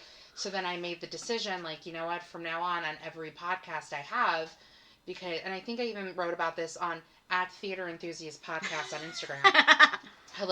I'm sure we all grew up wanting to be asked these questions, so why not just ask them? Yeah. You know? Especially, because we all grew up with that show. I remember sitting in a biology class or a class in high school, asking one of my friends these questions, Yeah. So, the final closeout question I ask every single person. Before you do that, I just want to say one thing, a theater experience that I really enjoyed. I just got a glimpse of Hot Priest, which I know you've told me he's here. Did you see him in Hamlet? I did not see him in Hamlet, but my friend saw him in that and said he was phenomenal. But I saw him in Present Laughter. Mm-hmm. Oh my God, that man is so goddamn talented. I saw the National Theater live production. Yes, so I saw that one live. Indira Varma's amazing in it. There's the cast. You know what's so really fantastic. interesting to me? I have never seen. That's the only production of Present Laughter I've ever seen. Me too. And they did a production on Broadway of it with Kevin Kline. Mm-hmm. And I feel like this production ended more on a sad note than a high note. Yeah, I mean, it's also, they switched the genders in this production, which I think is an interesting dynamic to it as well. Because he's fluid. Yes. They're actually doing the production of Hamlet that he was in London. Oh. At the Armory, but he's not going to be in it. But it's funny because when I was in London, he was actually performing Hamlet. Oh. And I was like, I can't see another production of Hamlet. And now you're like, God damn it. I know. I'm like, if I knew then. But also, that production is 3.5 hours. Yeah. And Andrew Scott is a Shakespeare person, and he's a big believer in how Shakespeare should be. Yeah. However long Shakespeare should be. Yeah. Yeah, I mean, I've loved him since Sherlock, and then he did this, and I'm like, great. I literally have one episode of Sherlock left, and I just can't bring myself to watch it. Because it just got so fucking weird. Yeah. And he's brilliant on that show. Yeah, he really is. And it just kills me that I can't have him because he doesn't swing for my team. No, he doesn't. It's okay. But sorry, I was just staring at him. It's okay. And I have my mug that says Neil on the back. Perfect. And I have my Hot Priest candle. So we also light this candle in hopes that one day he will come back to Broadway. Okay. Because he came to Broadway in the Vertical Hour, which I remember that show being on Broadway, but I did not see it. Oh, I don't even remember it. Yeah. It was with Julianne Moore and Bill Nye. Yes. Okay. Yes. Didn't see it either. It's But okay. yeah. I saw Bill Nye and Skylight. I keep hearing rumors that Present Laughter is going to come here, but I don't know. Better come with Andrew Scott. I'm assuming it would. I'll bring the candle. Can you light this? Yeah. Would you light my candle? Okay, so here is my final question. I really love asking everyone this question because they always go, oh, mm-hmm. and then they think about it, and everyone's answer is different. Great. Because I love watching people's reaction when I ask this. Are you ready? Ready. Why is theater important? I kind of went into this earlier. That's why I said we'll get into it later. Yeah, I mean, it's one of the few art forms we have left where being around other people is an important part of it. Mm-hmm. And I think, and also the spontaneity of it. I mean, obviously it's not spontaneous. There's but you'll never see the same show twice. You'll see the same show twice, but it won't be the same show. Yeah. Because whatever happened to the actors that day, whatever happened to the person next to you that day. Like, mm-hmm. There's something about people gathering in a room together to dramatize humanity that is, like, as old as, like, the cosmos. It's just, and I think that's just something that makes us different from, the animals. I really wish I remember who I heard this from. I think it was on, like, an interview or something. Like, I watched or I read some, like, I don't think I read it, but I heard it somewhere, and I really wish I remember who said it, where the difference between, like, theater, television, and film is that, like, TV and film, it's filmed. And and every time you watch it, it's the same performance every time you watch it. But with theater, it's different every night. Yeah, it is, exactly. And that's what makes it special. Yeah. I think. Well, 2 hours and 14 minutes later, here we are. Christ! It's a lot of... have you had fun? I've had a blast. I've had a great time. Toss. So, hair toss. Now that we're towards the end, pretty much, of the podcast, mm-hmm. is there anything else you'd like to say? Do you have anything you want to ask me? Do you have anything that the however many listeners who listen to this would say? I don't know. I mean, like, what are your favorite things? Like, I say this like almost every podcast. Okay, I had to remember, like, my tops. Or bottom stuff. Once, Great Comet, Liev Schreiber in Talk Radio, Danny Burstein and Beth Level in Drowsy Chaperone, The Ferryman, The History Boys, the reunion concert of Light in the Piazza. I feel like I should say Bloody Mary and Andrew Jackson, but it's not really, like, there, but it kind of is there. Mm-hmm. I mean, those are definitely, like, my... Oh, and Audra McDonald and Lady Day at Emerson's Bar and Grill. All right. And I'm trying to think of, like, anything else. Watch it, like, come to me later when you leave. Yeah. No, I think those are, like, the ones that stick with me the most, especially, like, the History Boys. Like, to this day, like, my friend Mark came on the podcast. Yeah. And he purposely wore his History Boys baseball cap just for me. Nice. And I have, like, a very special place in my heart for that show, and... I'm very excited, because, that show was, like, over 13 years ago at this point, and you have, like, James Corden, who's now James Corden. You and have Russell Tovey, and Dominic Cooper, I mean... And the main reason, I mean, other than it being Harry Potter, but I was waiting... I say also one of the guys is the new villain on Doctor Who. I forget his name, though. Sasha? Yes. Mm-hmm. He was on that TV show Outsource with mm-hmm. Ben Rappaport, who was in Fiddler, and I, like, got to meet him when I was, like, no makeup and, like, doing merch, and I was like, I just wanted to say, I loved you on Outsourced. And he said, thank you. He was super nice, too. Oh, my gosh. But, no, Jamie Parker, who played Harry Potter. Yeah. Like, he was my favorite on the show, and I just, like, waited and waited. I have the movie, I have the scripts, I have the movie script, I have the poster on my wall, I have the Light in the Piazza on my wall. I have Bloody Buddy on my... Oh! Brief Encounter on Broadway. Oh, yeah. Like... At the aforementioned Studio 54, I believe, right? Brilliant and magical. Like, that show was absolutely incredible. Yeah. Incredible. Like, I don't think I've, like, seen anything like it. Yeah. It was really wonderful. I think those are my tops. Cool. Yeah. I like that. Now I have, like, an official list, because every episode I'm like, this, that. Okay, so, anyway, now that we've come to the end of the Theater Enthusiast and Other Things podcast, again, don't forget to follow us on Instagram and Facebook at Theater Enthusiast Podcast. Rachel, do you want anybody to follow you?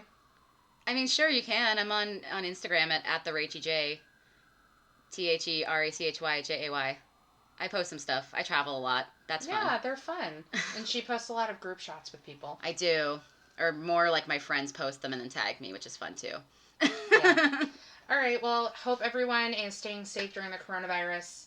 Remember, wash your hands, hand sanitize, be smart, Yeah. stay healthy. And if you are able to, do go outside and support your local businesses because they're going to be really hurting during this time. And if you are able to do that, do it. And if you have to stay in your apartment, stay in your apartment. Yeah, and get some fresh air once I have a window open. Exactly. Yeah.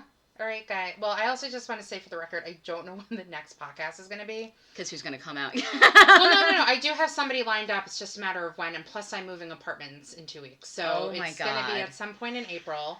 So just stay tuned, guys. We're going to have some fun people. I already have 2 people. Nice. One whom we need to figure out when, and then another one I'm like, I hope you know I'm going to ask you to come on my podcast. Yeah. So excellent. And then I have another person I want to have come on, but I haven't asked them. So just, stay tuned and stay healthy. Yes. All right. Have a good one.